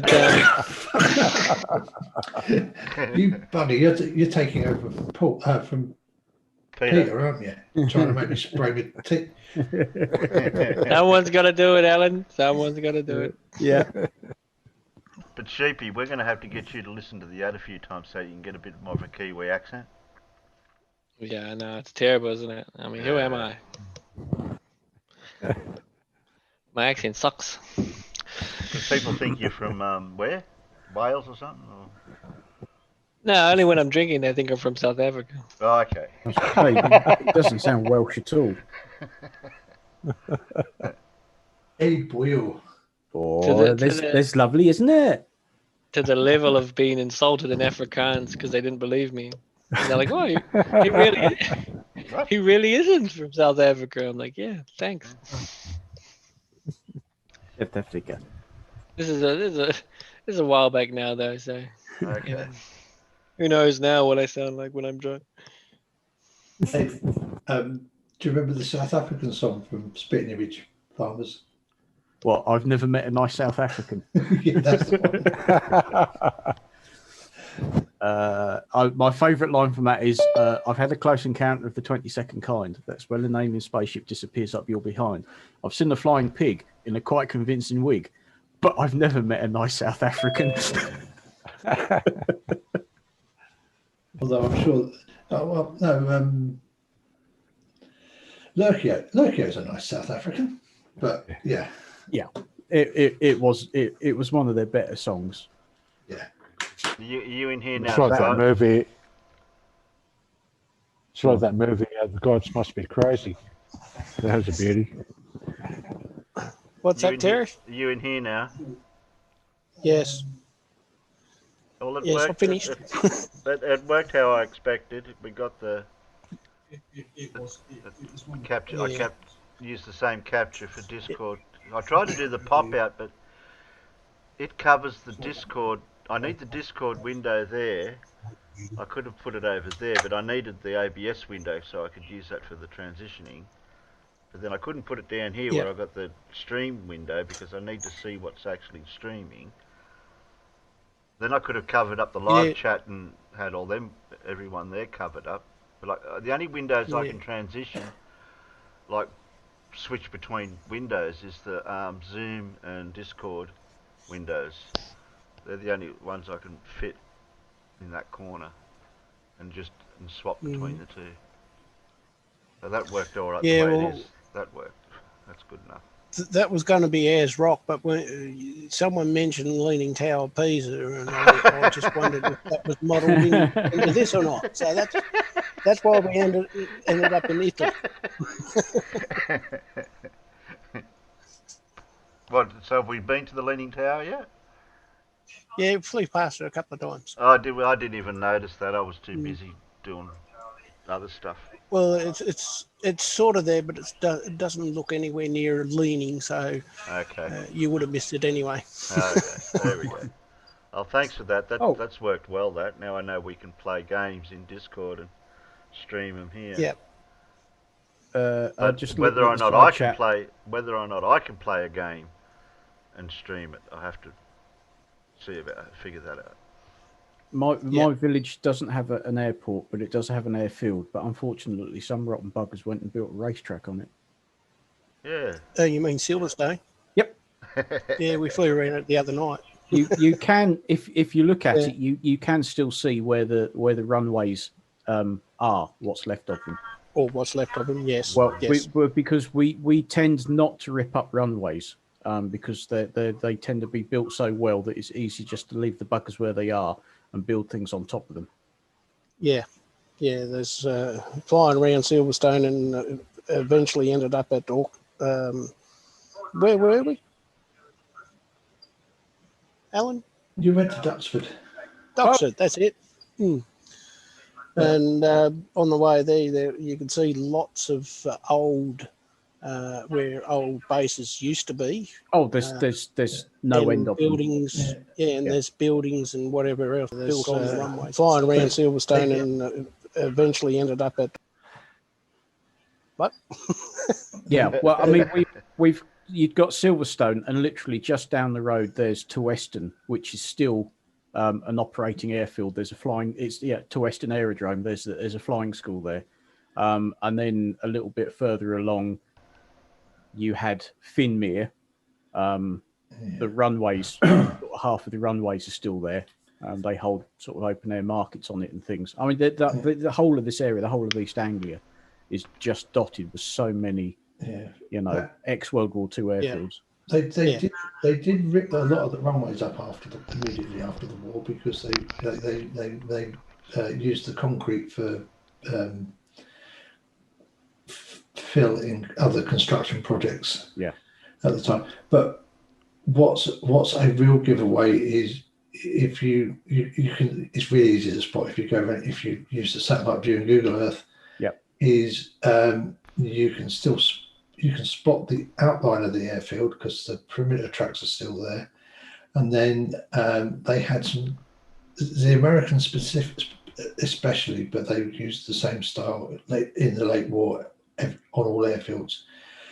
There's some diamond-shaped dispersal points. Yes. And the farmers never ever seem to want to dig them up because they are they are really, really good for putting stuff on. Good. Yeah, they make good hard standings. Yeah, the places where the runways survived tend to be the places that survived through to the 70s, late 60s, 70s, because by that time the need for ripping that concrete up and crushing it down and using it in the building industry had gone away. So there was less commercial. It wasn't like these companies were actually wanting to come and rip a concrete runway up anymore, and would pay you for the privilege of doing it. Elmick says whenever I stream World of Tanks gameplay, they watch it. I've heard of that game, but I don't know. I tried World of Tanks. I couldn't get on with it. It's not realistic enough. Yeah. The problem with World of Tanks is pay to win. You've got to buy your upgrades and all that stuff. Otherwise, you're just using a pea shooter. Yeah, I couldn't get on with it. Yeah. I don't mind it. I've played it, but I haven't done for a long time. But yeah, I've played it. I know what it is. Yeah, I have a friend who plays it. He'll sometimes go on there and piss people off by using one of the basic tanks and winning with it because he knows how to play. He knows how to play the game and work it to its best advantage. And I've just noticed I don't have an avatar. I don't even know why that's like that. But anyway, I'll fix that later.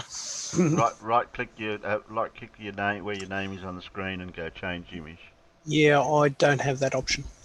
Oh. You haven't got the update, presume then? That's what it'll be because that's what happened last time.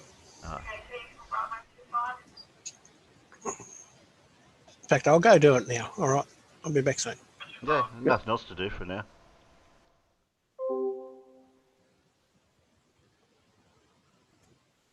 I'm for bed. Yeah, it is 3:30. Yeah, no foul play. Or 3:20.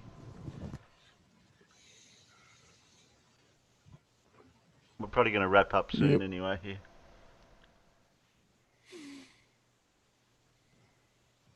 All right, everybody. Have a good evening. You too, Blue. Catch you later, Blue. Catch you later, Blue.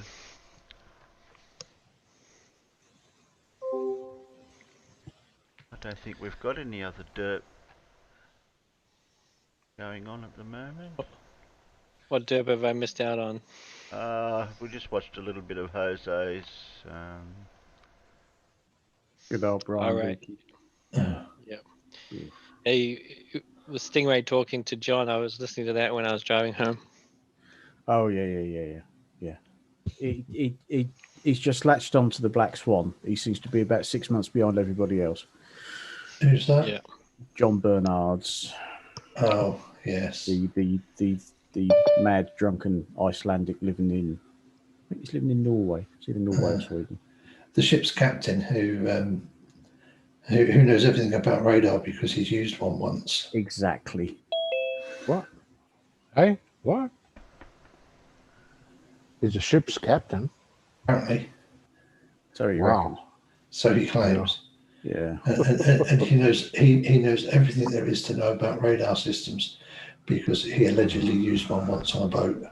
Sounds a bit like Rakia.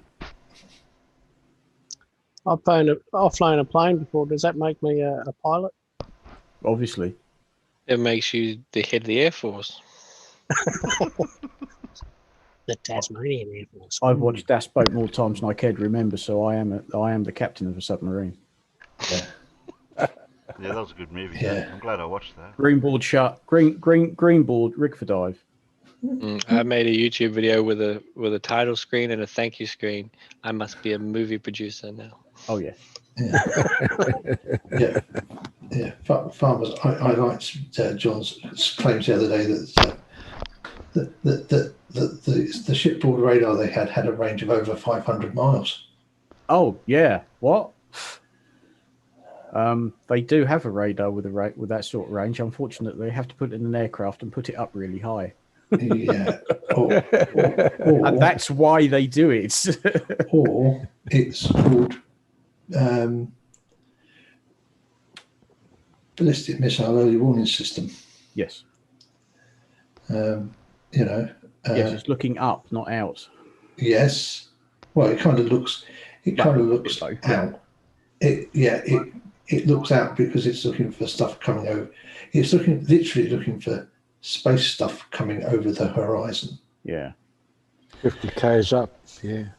Well, no, it's looking for it. They can catalog satellites with it. In fact, they do catalog They have to catalog satellites with it. How else are you going to recognize what's a ballistic missile? Correct. And of course, you want it. You want to detect it the minute it comes over the horizon because you want. I think if it's aimed at the UK, you get about 4 minutes warning that way. Mm.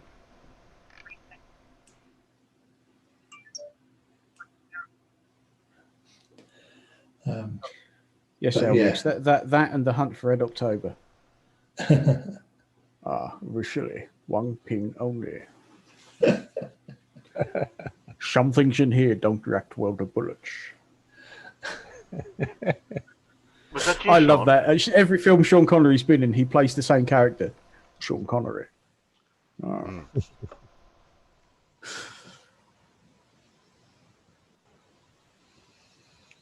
Not a bad film, though, actually. Obviously, the book's a damn sight better, but the book's always are 700 or 800 pages thick. Yeah. As all Tom Clancy novels were. Yeah. I do like Red Storm Rising. Yeah, what really narks me is that you can't get them on Kindle. Because my copy of Red Storm Rising, if I read it too many more times, it's going to fall apart. Yeah. You can only get, or I've only been able to find, The Hunt for Red October in a Kindle version. Oh, that's a bit of a shame. Yeah, because certain books, particularly when they're on sale cheap, although I've got hard copies, I'll buy the Kindle version because it's just easy to read sometimes. And the Tom Clancy novels, they really are quite thick, and it's a challenge to read them without doing any damage to the spine whatsoever. When they're a paperback, I don't bother with hardbacks; they're wasting money. But yeah, some of my books have been read so many times that if I find the Kindle version, I'll buy the Kindle version because the actual hard copy is going to fall apart. Yeah, I need a new copy of Lord of the Rings, to be honest, because I like the one volume edition with appendices. Oh yeah. I think this would be my fourth copy because I've read the other ones to death. You know, the book finally just disintegrated. Yes. I would never experience that with Lord of the Rings. I've read the books once, and that was enough. I can't stand his style of writing whatsoever. Oh, I've read all of them. I've read the Silmarillion as well, and that was hard work. That was very hard work. I can think of another book that's about a similar level of hard work. Is this the Old Testament of the Bible? Yes, that's very, very hard work. Yeah, I don't know, Elmix. I didn't get on with the new ones. The new Tom Clancy's, the ones written by other people.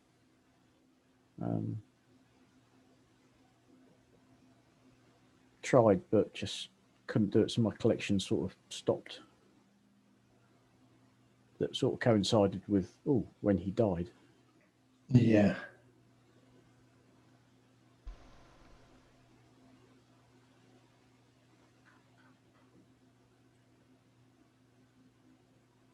Well, I don't really have anything else for you.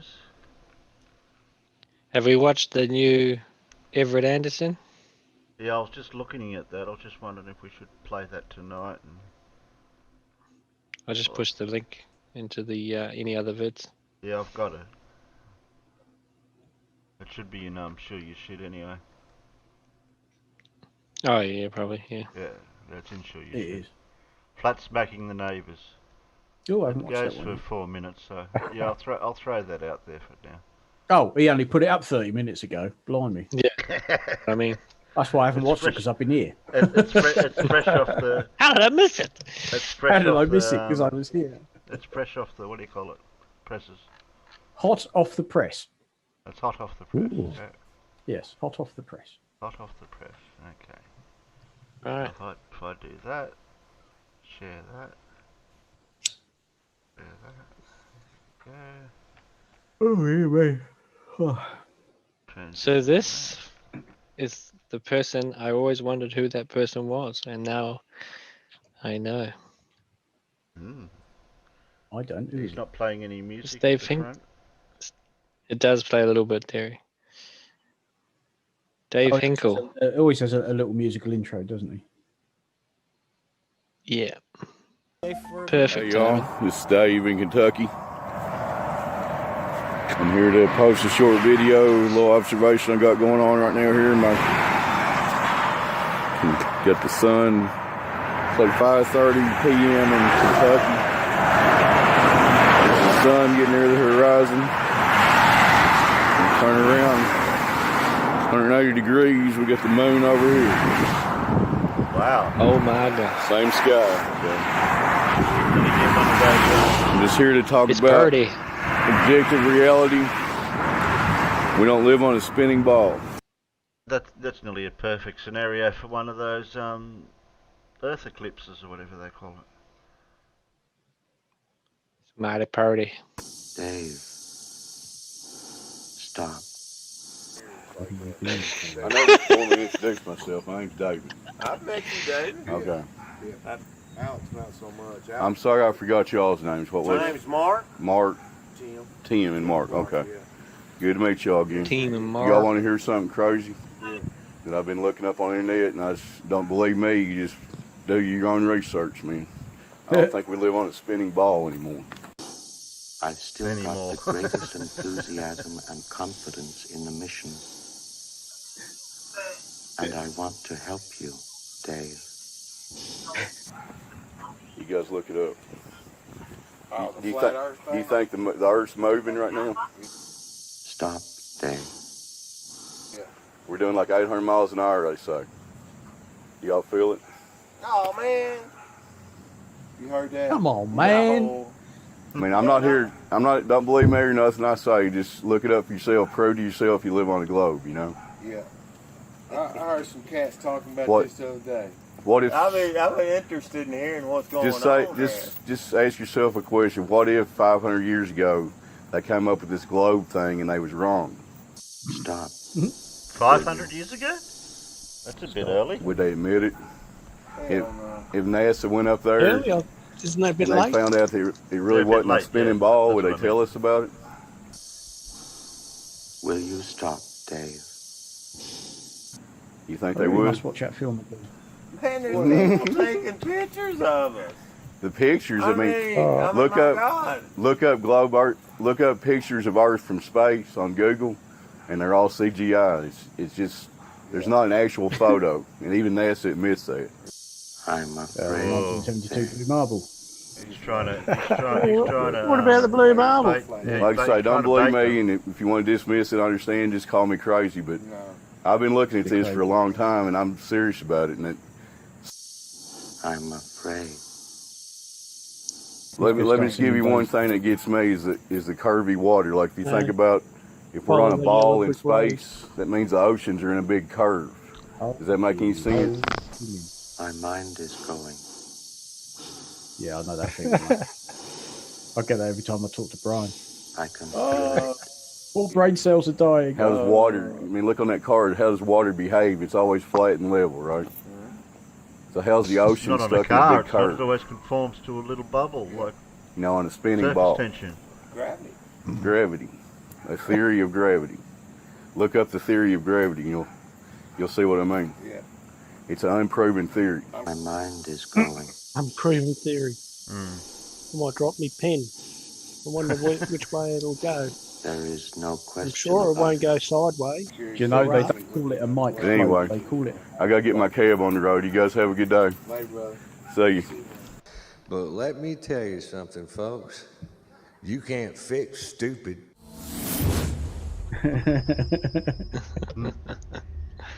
Oh, and we get a treat to Ali B's awful facial. Oh Sorry about that. I didn't see that pop up.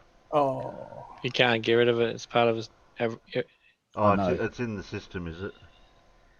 It says it's in the system. It's in the system. Oh dear. Stop. Poor old Hal. Yeah, having your mind unplugged like that. I mean, what on earth was Dave doing? My mind going. I've never actually watched that movie. You've never watched 2001: The Space Odyssey? No. Freaky Terry. I've tried to watch it years and years ago, and I just could not get into it. It does help if you've read the book first. You then have a much better understanding of just what the chuffing hell is going on.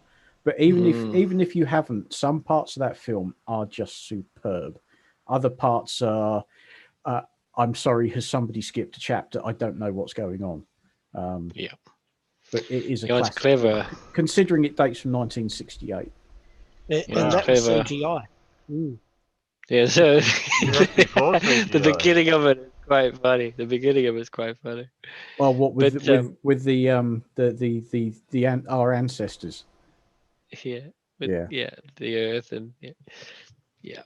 But see how is a clever name for a system. If you look at it, if you think about it, each letter that follows is the name of a real computer. Yes. See, IBM. Yeah, and to think, Clark wrote that for Kubrick. Yes.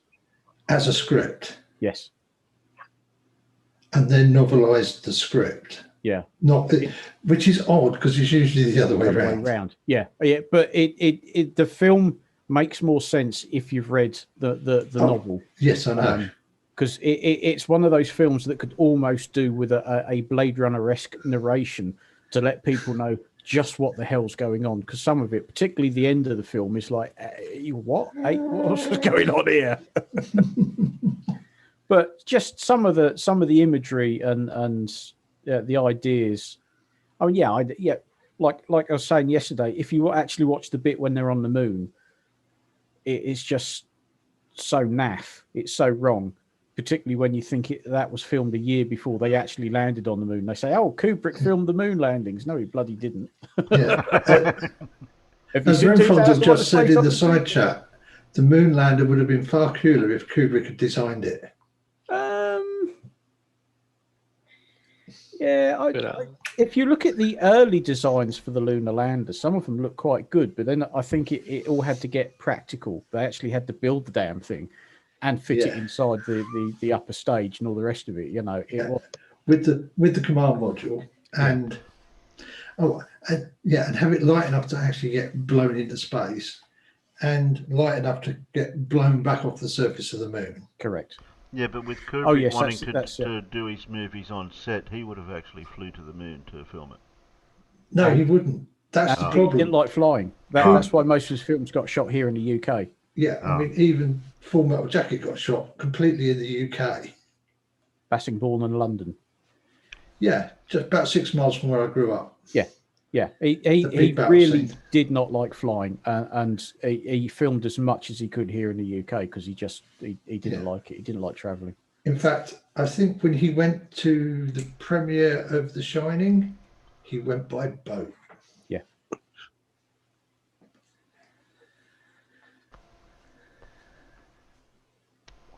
Well, on that note, I think we might finish up here, guys. Fair enough. All right then, Jerry. I hope you have had fun or some derivation of it. Oh, what? Oh, yes, reliving yesterday's hangout. Yeah. Well, come on, mate. We don't do much on it on the after before pre-shows. They're just whatever. We watch the rocket launch and a bit of that. And, yes, that was another perfect first stage landing, wasn't it? No signal loss or anything. No, it was good, that one. Yeah, because I did remember to watch that yesterday. Oh, so what order have I got? I can swap people's order around here. Look, I can move that over to there, and I can move Farmer over to there. There you are, Farmer. You're on top now. Wait a minute, I can put Sheepy up top. There you go. And Alan, put Sheepy up. Unhand me. And then I'll put Alan down the bottom. There you go. He's got gloves on. Alan, you're down the bottom now. To really confuse me is put me next to Scott, and then there'd be wait a minute. Yeah, two lots of aeroplanes. There you go. There you go. Look, they're all fighting each other. They're the two planes are next to each other now. Dakka. Yeah, but that's not right. I've got to be in the middle. Dakka? That'll confuse you. Okay, now I can read it off. Oh, Farmer, you're on top. What are you doing there? Don't look at me. I don't know. How'd you get up there? Wherever you put me. Yeah, I know. I shoved you up there. Okay, then. Thanks, guys, for coming. Thanks, Farmer. Thanks, Sheepy. Thanks, John, Alan, Cheers, Scott, Jerry. Phil, if you're still listening. Who turned up out there? Brainery. Yeah, I'm ranking with friends. Yeah, I don't know which way to do them. Need more tiles. Play Tetris. Just one word for the day as we close. You can't fix stupid. No, you can't fix stupid. Can't. Who'd we have? Zebulon, Brainery, Mirror, Doorknob, Renome, me. I gotta scroll. Doorknob head. I gotta scroll. I'll scroll fast. I'm scrolling for. Oh, Pip was out there. Oh, Mirror. Hello, Pip. Little Pip. Scrolling. No, that's Thank as far you. as I can go. Okay, guys. Your Night peanuts. panel or evening panel. Evening peanuts. Yeah. Hey. Good, Boxy. Good morning. Next time you bring the chocolate biscuits. Yeah. Well, they're out in the fridge. How about the Leamingtons then? We can supply them over in Discord for the after show. What do you want? Chocolate chip cookies or the Lamingtons? Oh, Lamingtons! I love Lamingtons. Bring them both. All right. Cheers, Stewie. I'm just typing out in the thing. Oh. Who's the Welsh lady? That's Pip. Oh, of course, yes. He'll be calling me Scottish next. I've been called British. Me, the London Welsh. About Used me, to I play- don't have an accent. Used to play a multiplayer game called IL2 1946. Then everyone that I was speaking to on TeamSpeak always called me British. Like, it's like to them, I sounded British. Really? I don't know how. They're all tone deaf then. Yeah, they I was going are. to say, must have all been bloody Yanks then. Yeah. Yeah, the Americans call the Australians British as well. So. You got